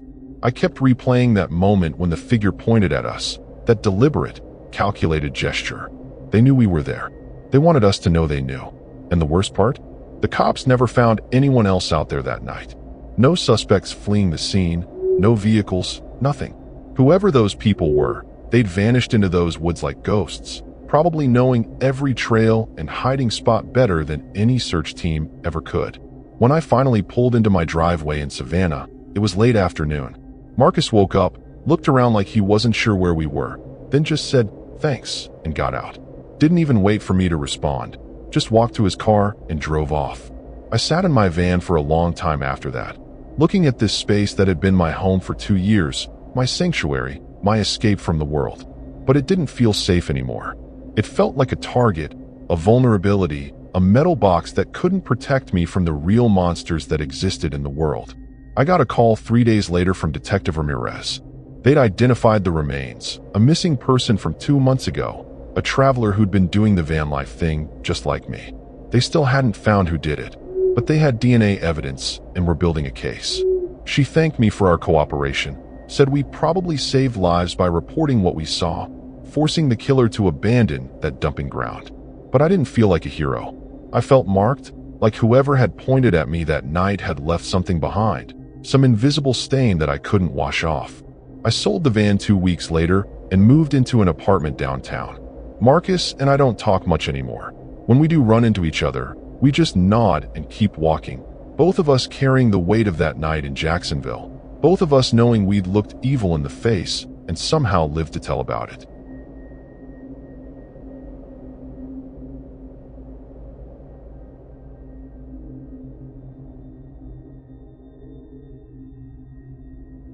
My name is Vera Castellanos. I'm 52 years old, and I live in Tampa, Florida.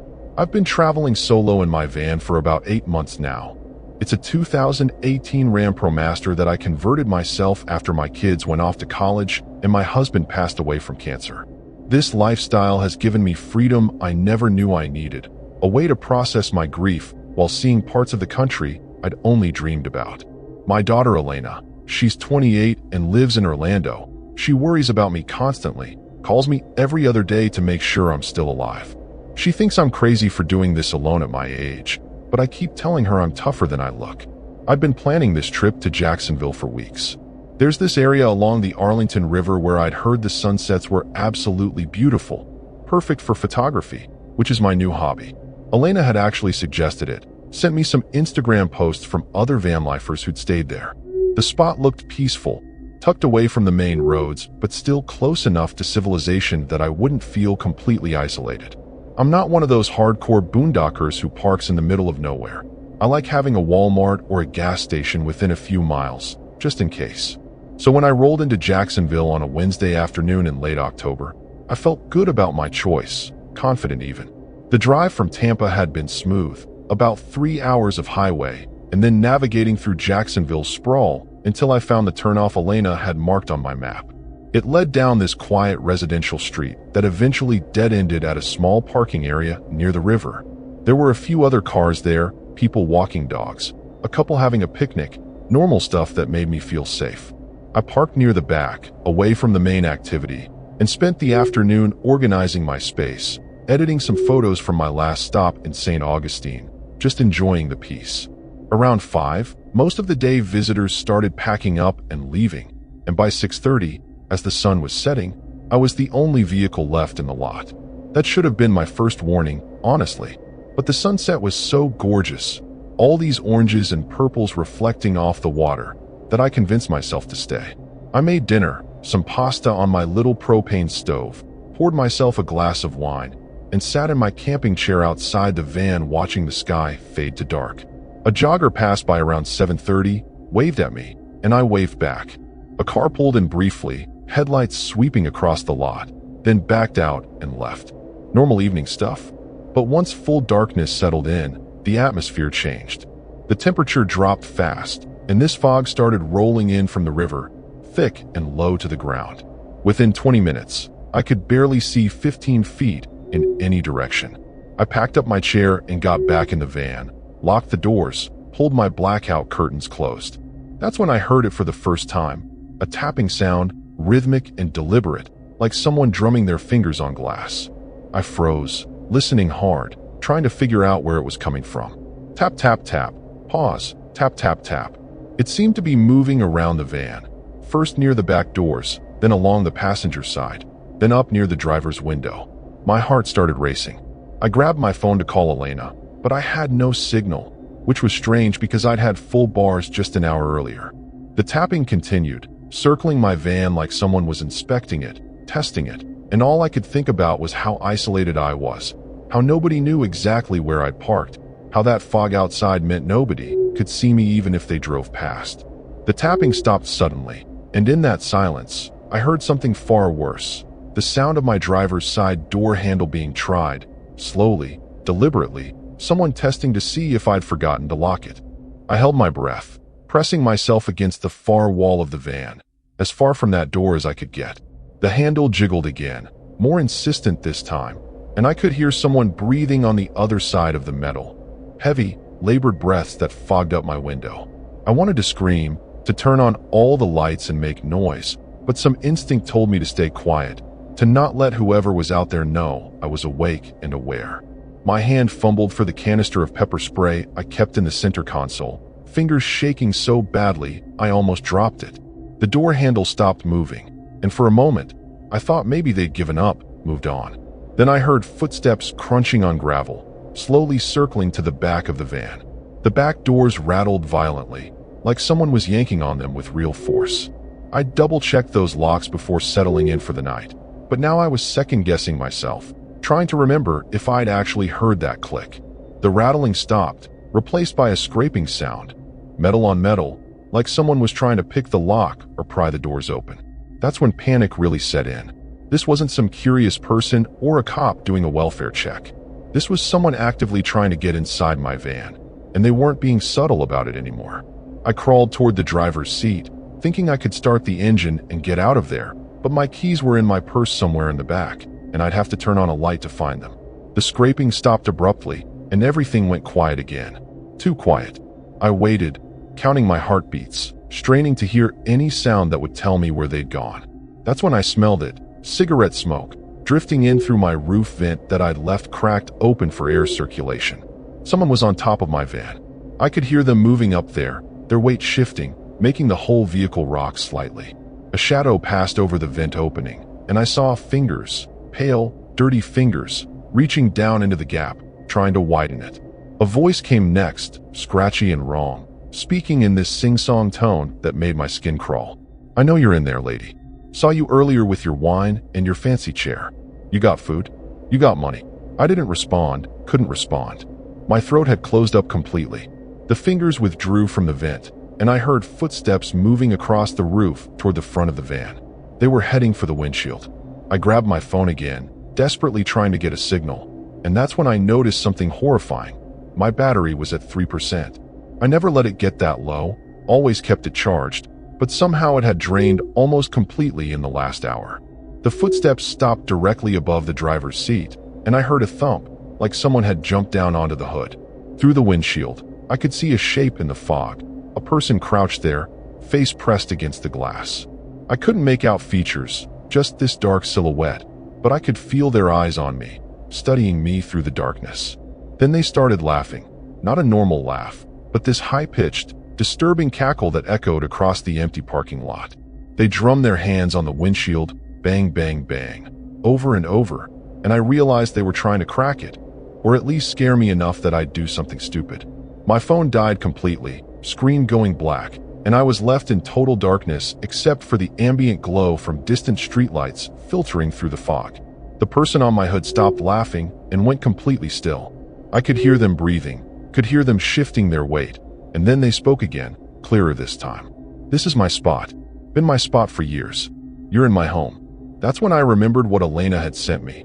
Not just pretty sunset photos, but a news article I'd barely glanced at about a string of attacks on solo travelers in Jacksonville, specifically targeting people who parked overnight in isolated areas. The article said the attacker would stalk victims for hours, testing their defenses before striking. And I just led myself right into their territory. The person slid off my hood and disappeared back into the fog, and for maybe 30 seconds, I thought they were gone. I sat there in the darkness, trying to control my breathing, trying to think clearly about what to do next. My keys. I needed my keys.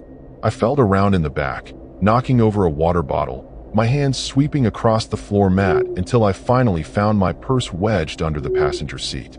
I dumped everything out, and in the faint light from outside, I could see my key fob among the scattered contents. That's when something heavy slammed into the side of the van, hard enough to rock the whole vehicle and knock me sideways. They were ramming the van with something, maybe a piece of wood or a metal pipe. Bang, bang, bang, 3 massive impacts against the passenger side that left dents I could hear buckling inward. I screamed then, couldn't help it, and that seemed to excite whoever was out there because the hits came faster, more frenzied. Glass shattered, my passenger window exploding inward, spraying me with tiny fragments. A hand reached through the broken window, groping around, trying to unlock the door from the inside. I grabbed the pepper spray and emptied half the canister at that searching hand, heard a howl of pain, and the arm withdrew. But they didn't leave.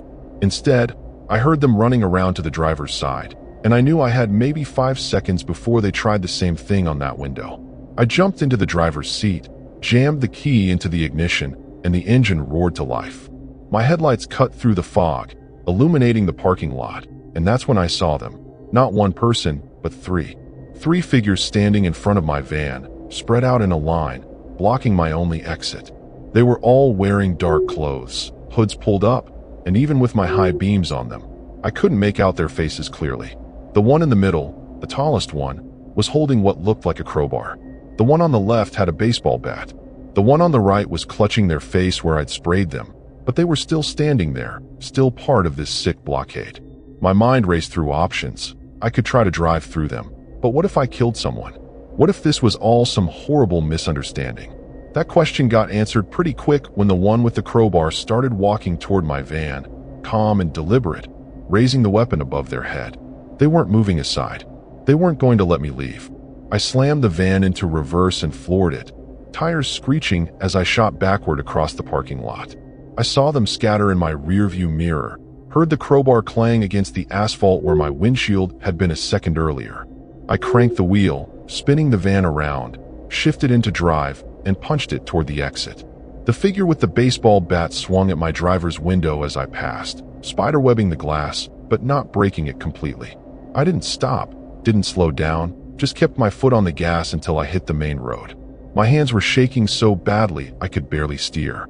I drove for maybe 2 miles, running a red light, not caring, just needing distance between me and that nightmare.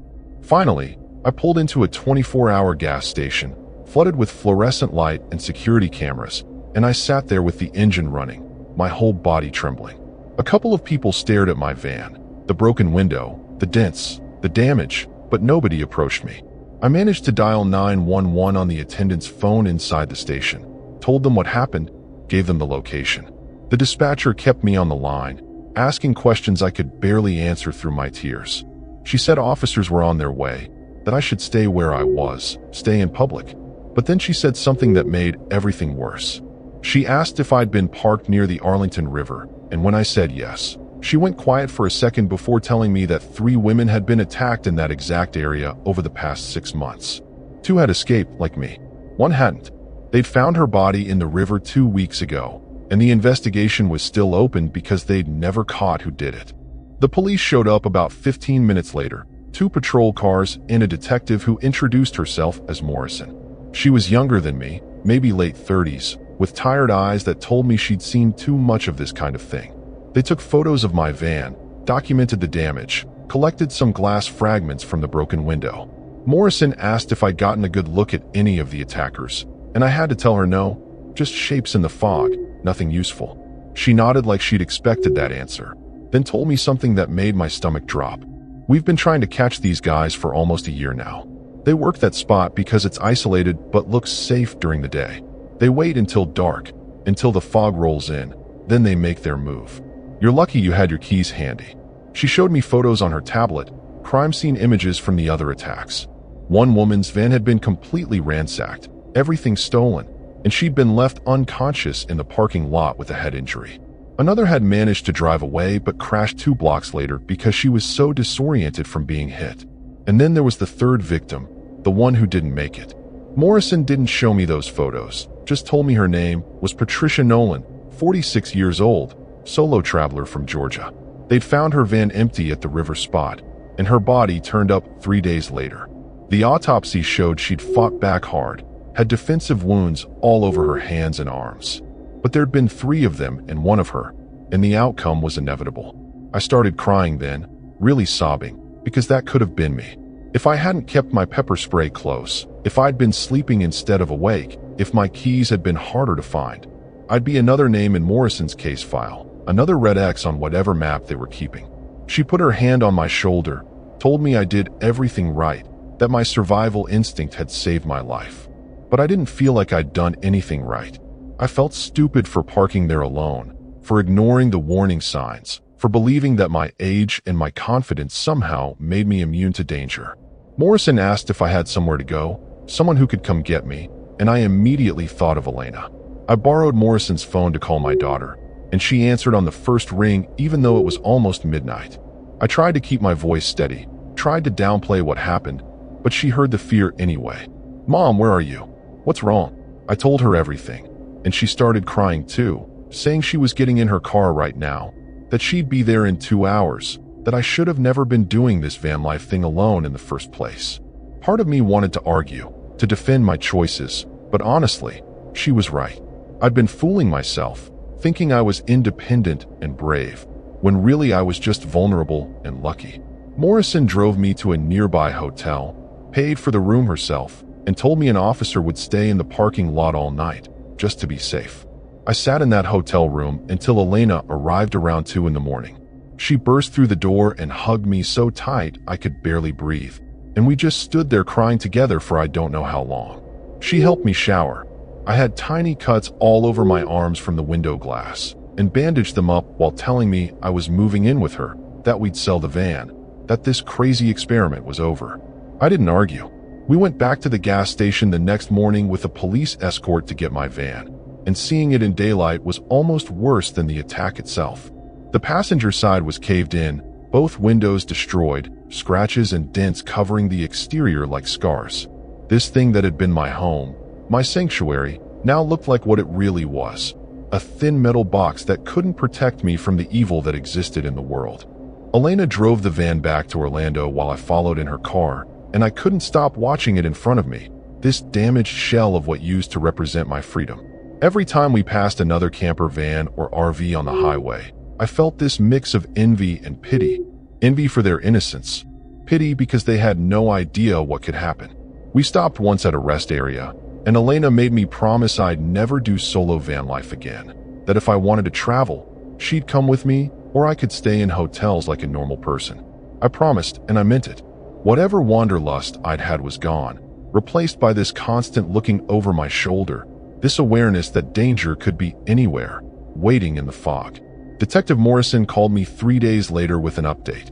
They'd gone back to the Arlington River spot with a full forensics team and cadaver dogs. They'd found evidence, cigarette butts, a discarded crowbar, some personal items that belonged to Patricia Nolan, the woman who'd been killed. But more disturbing than that, they'd found a camp about a quarter mile into the woods, a place where someone had been living long-term. Tarps strung up between trees, a fire pit, empty food containers, and dozens of photos tacked to a tree trunk. Photos of vans and RVs that had parked in that lot over the past year. Morrison said my van was in some of those photos, taken during the afternoon when I'd been sitting outside. They'd been watching me for hours before they made their move, planning, waiting for darkness. The camp had been abandoned by the time police found it. Whoever had been living there had cleared out fast once I escaped and called 911. Morrison said they were tracking leads, had DNA evidence now, and were confident they'd make arrests soon. But she also warned me to be careful, to vary my routine, to maybe consider that these people might hold a grudge against someone who'd gotten away and led police to their hideout. That thought terrified me more than anything. The idea that they knew who I was, knew what my van looked like, might come looking for me. Elena insisted I file a restraining order, which felt absurd since I didn't even know who to restrain, but we did it anyway. Attached photos of my damaged van and Morrison's police report. I sold the van 2 weeks later to a repair shop for basically nothing. Couldn't bear to look at it anymore. Couldn't imagine ever sleeping in it again, even if it was fixed. Elena helped me move into her guest room, and I tried to settle into this new reality, this smaller, safer existence. But the nightmares wouldn't stop. Every night I'd wake up hearing that tapping sound, seeing those 3 figures in my headlights, feeling that moment of pure terror when I realized they weren't going to let me leave. I started seeing a therapist, some woman Elena recommended who specialized in trauma, and she told me what I already knew, that I'd experienced something that had fundamentally changed how I viewed the world, how I assessed risk, how I trusted my own judgment. 4 months later, Morrison called again. They'd made arrests, 3 men, ages ranging from 32 to 51, all with prior records for assault and robbery. They'd been living in those woods for almost 2 years, targeting solo travelers, especially women, especially older women they thought would be easy victims. Patricia Nolan's murder had been unintentional, Morrison said. They'd just hit her too hard during the robbery and panicked when she stopped breathing. The evidence from their camp, combined with DNA and my testimony, was enough to charge all 3. Morrison said I'd probably have to testify at trial, face them in court, and just the thought of that made me sick. But I agreed because Patricia deserved justice, and those other women deserved closure, and maybe I deserved to see the faces of the people who'd turned my dream of freedom into a nightmare. Elena held my hand while I processed the news, and she asked me if I felt better knowing they'd been caught. Honestly, I didn't, because knowing they existed, knowing there were people out there who spent their days watching and waiting for vulnerable targets, that knowledge doesn't go away just because these particular 3 were in jail. I'll never park somewhere isolated again. Never trust a beautiful sunset spot recommended on social media. Never assume that because I survived something once, I'm somehow protected from it happening again. The Vanlife community talks a lot about freedom and adventure, but nobody mentions the cost, the hypervigilance, the fear, the way a simple overnight stay can turn into the worst night of your life. I'm alive, and I'm grateful, but part of me died in that parking lot by the Arlington River, the part that believed the world was fundamentally safe if you were just careful enough.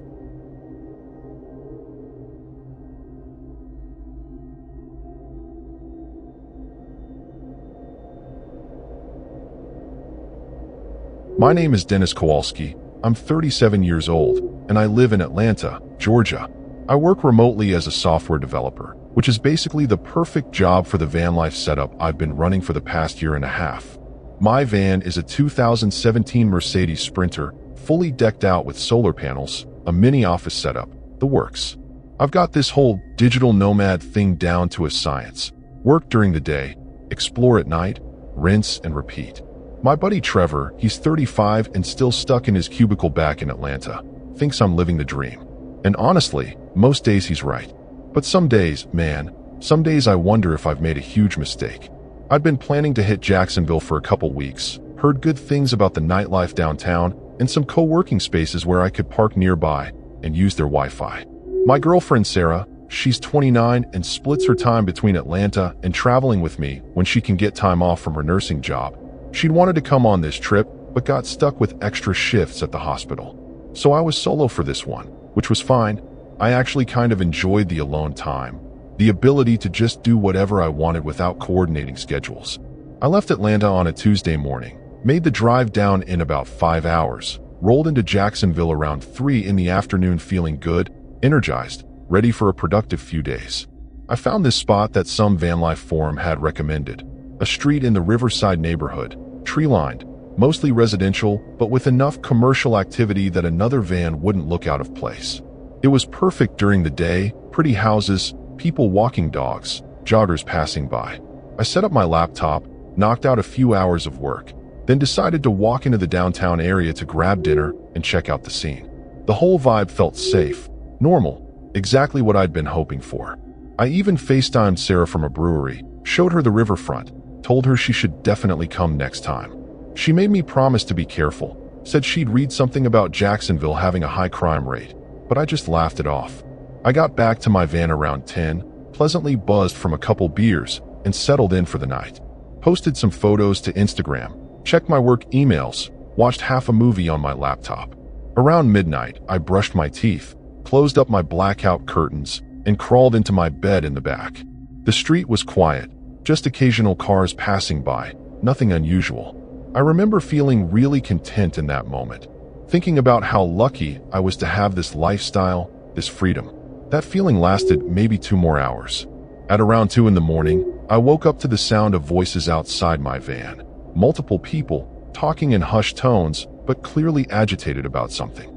I stayed still, listening, trying to gauge if this was something I needed to worry about. One voice rose above the others, angry, saying something about the wrong one and checking the plate again. I heard footsteps circling my van. Then someone tried my door handle. My heart started pounding. This wasn't random. They were specifically interested in my van, or maybe me. I grabbed my phone to call 911, but before I could dial, something hit my windshield. Not hard enough to break it, but hard enough to make a loud thunk. Then another hit, and another. Someone was throwing rocks or maybe bottles at my van. The voices got louder, more aggressive, and I heard one of them say something that made my blood freeze. "Dennis Kowalski, we know you're in there. You need to come out and talk to us." They knew my name. These strangers on a random street in Jacksonville knew my full name, and they wanted me to come outside in the middle of the night. Every instinct I had screamed that this was wrong, that opening that door would be the biggest mistake of my life. I stayed frozen in my bed, trying to process how these people could possibly know my name. Had they looked at my license plate, gone through some database, or had I been stupid enough to leave something visible with my name on it? Then it hit me, my Instagram post from earlier, geotagged at that brewery, probably showing my van in the background. I'd made myself a target without even realizing it. The voices outside continued, one of them saying they just wanted to talk, that I wasn't in trouble, that they needed my help with something. But the tone didn't match the words. There was an edge to it, a barely concealed aggression that told me this wasn't a friendly request. More impacts hit the van, and I heard glass breaking somewhere near the back. They'd smashed one of my rear windows, the small one I used for ventilation. Cold air rushed in, and with it came the smell of cigarette smoke and alcohol. Someone reached through the broken window, trying to unlock the back doors from the inside. I jumped out of bed, stumbled toward the driver's seat in the darkness, my knee slamming into the edge of my desk setup. Pain shot through my leg, but I kept moving, fumbling for my keys. Behind me, I could hear them struggling with the lock mechanism, cursing, and then one of them said something that made everything click into place. He owes Marcus 12 grand. We're not leaving without it. Marcus. I knew exactly one Marcus, my old college roommate who I'd lent money to about 3 years ago for some business venture that went south. He'd promised to pay me back, kept saying he would, but eventually I'd written it off as a loss and we'd drifted apart. I hadn't heard from him in over a year, but apparently Marcus had told someone I'd given him money, or maybe he'd used my name for something, twisted the story somehow. And now these people thought I owed them money, or that I had money they could take. Either way, I was in serious danger based on complete misinformation. I tried to yell through the van that they had the wrong person, that I didn't owe anyone anything, but my voice came out weak and shaky. The back doors suddenly flew open. They'd gotten through the lock. I saw silhouettes climbing into my van, knocking over my carefully organized belongings, tearing through my stuff. I got the key in the ignition, started the engine, and one of them lunged forward, grabbing my shoulder from behind. I threw an elbow back, connected with something soft, heard a grunt of pain. Then I slammed the van into drive and floored it, not caring that my back doors were still hanging open, not caring about the person whose hand was still gripping my shirt. The van lurched forward and whoever was holding me lost their grip, tumbling out onto the street. I heard shouting, saw in my mirror that 2 of them were running after me, and one was lying on the ground where he'd fallen. I drove like a maniac through the residential streets, blowing through stop signs, my back doors swinging wildly, my belongings flying out onto the road behind me. I could see headlights following me now. They had a car, and they weren't giving up. My phone was somewhere in the back, unreachable, and I had no idea where I was going, just knew I needed to get away. I took a hard right onto a bigger street, hoping to find police or witnesses or something, but it was past 2 in the morning and Jacksonville was mostly deserted. The car behind me was gaining, a dark sedan with tinted windows, and I realized my van was no match for their speed. They pulled up alongside me at a red light, and even though every fiber of my being told me to run it, there was cross traffic, a semi-truck passing through the intersection. I had to stop, and the moment I did, 2 men jumped out of the sedan and ran toward my doors.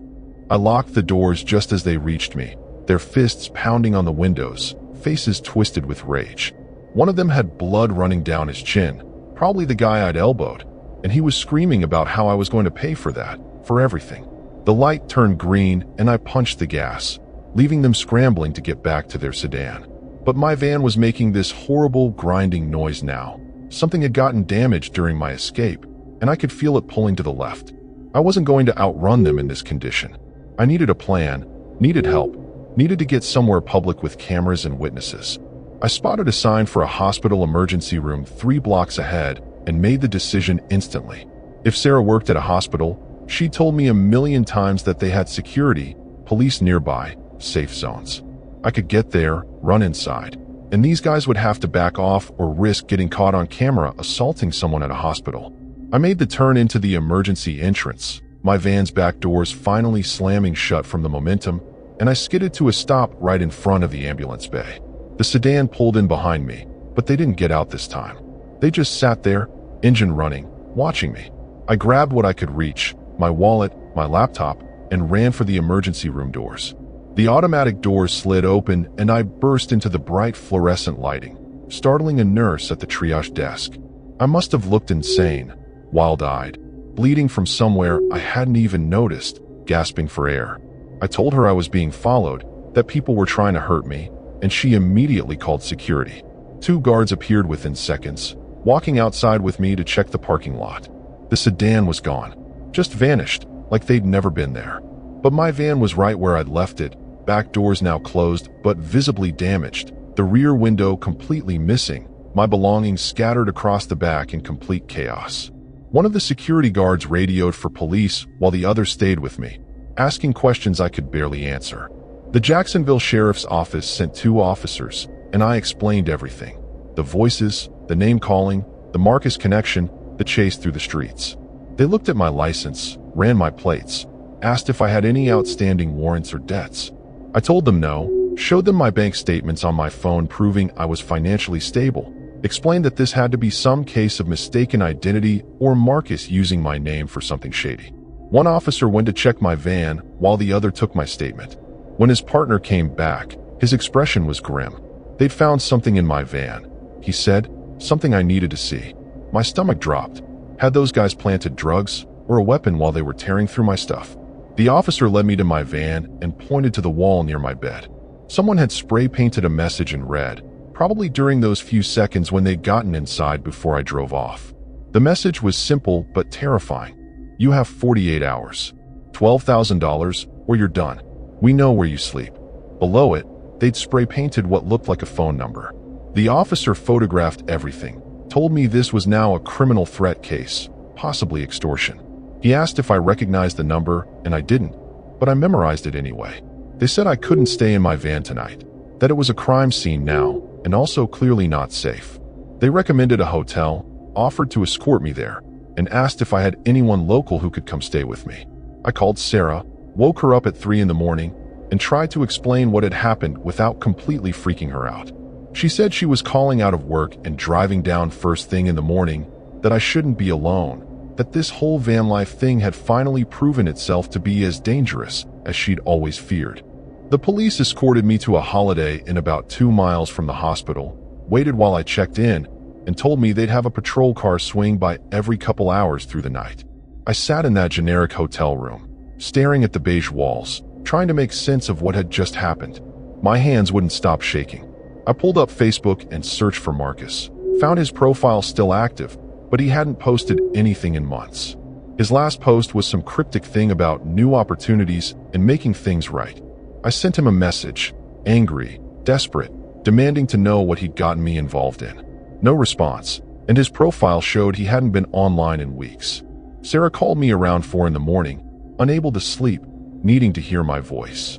I told her everything again, and she started researching Marcus online while we talked.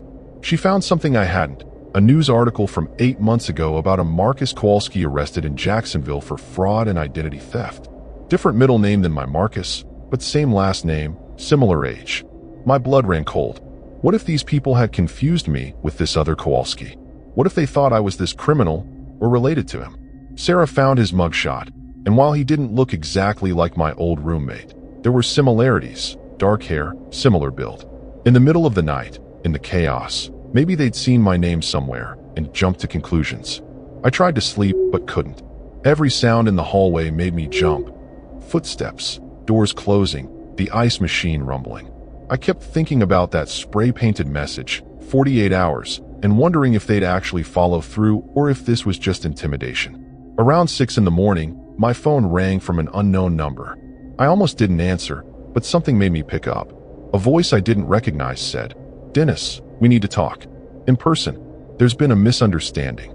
I asked who this was, and he said his name was Vincent, that he worked for some people who had business with the other Kowalski, but now realized they'd grabbed the wrong guy's van.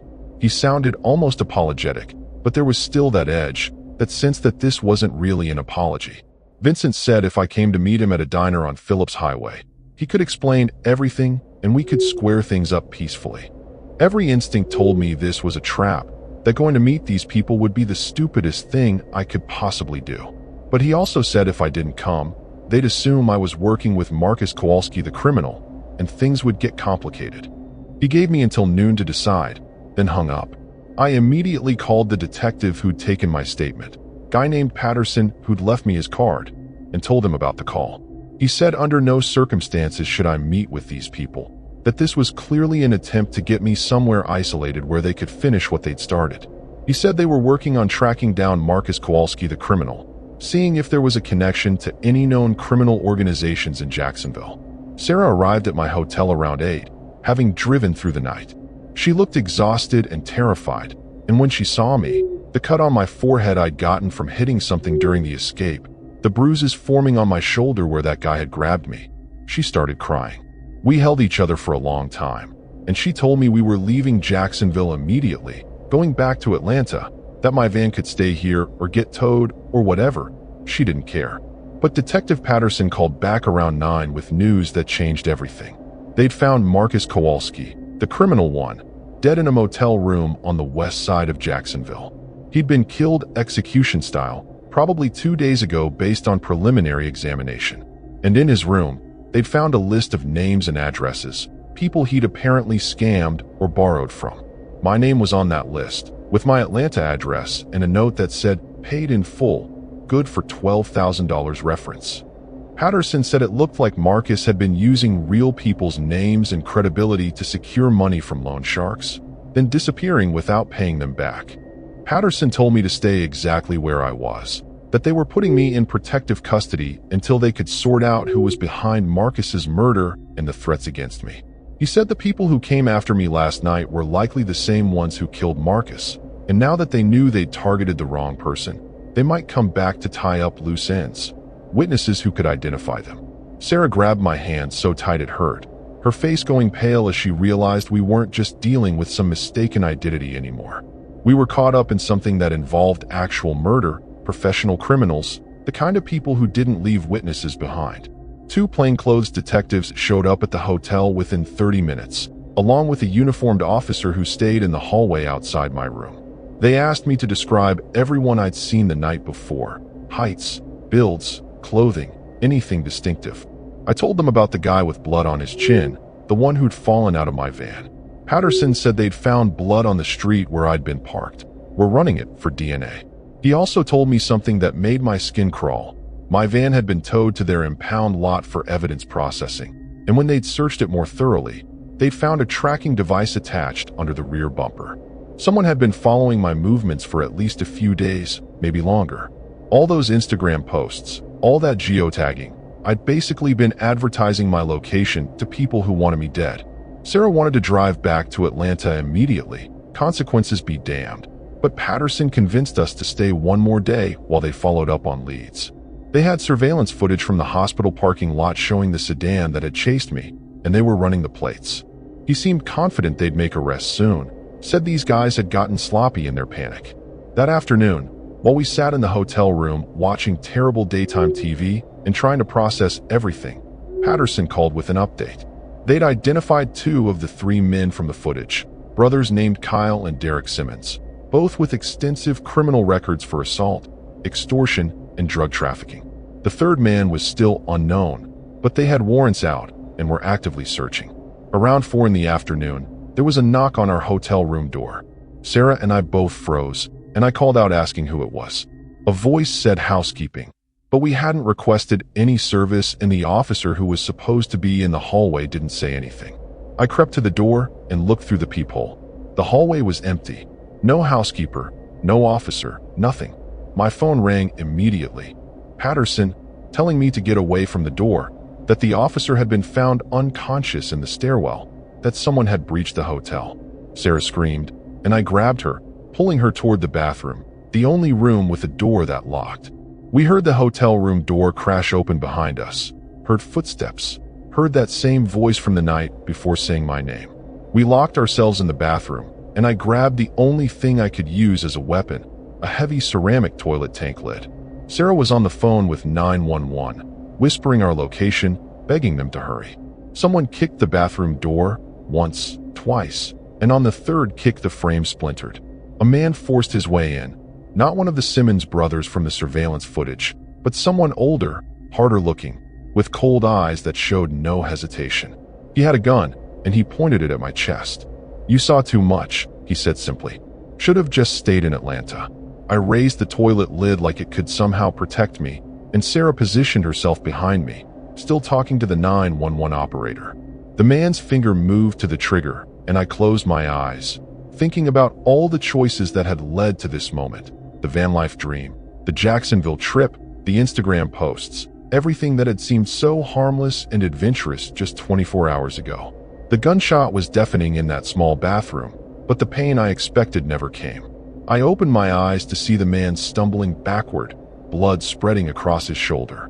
Behind him, Patterson and two other officers had their weapons drawn, shouting commands. The man dropped his gun and collapsed, and suddenly the bathroom was full of police, pulling Sarah and me out, checking us for injuries, securing the scene. Patterson told us later that they'd been monitoring the hotel, had seen suspicious activity, and arrived just in time. The shooter was the third man from the night before, a guy named Vincent Reeves who'd apparently been Marcus Kowalski's handler for a larger criminal network operating throughout North Florida. With Marcus dead and me as a potential witness, Vincent had decided to clean up personally. I gave my statement again, this time knowing it would likely put me in a courtroom someday, testifying against people who'd already tried to kill me twice. Sarah and I left Jacksonville the next morning in a rental car, my van still impounded as evidence, my van life dreams shattered completely. We drove straight back to Atlanta, and I moved into her apartment the following week, sold what was left of my belongings from the van, and took a regular office job with a tech company downtown. I still work remotely sometimes, but never from a van, never from anywhere isolated or unpredictable. The freedom I'd been chasing turned out to be an illusion anyway. Real freedom isn't about where you park at night. It's about feeling safe enough to sleep without one eye open, without wondering if today's the day your past, or someone else's past, finally catches up to you.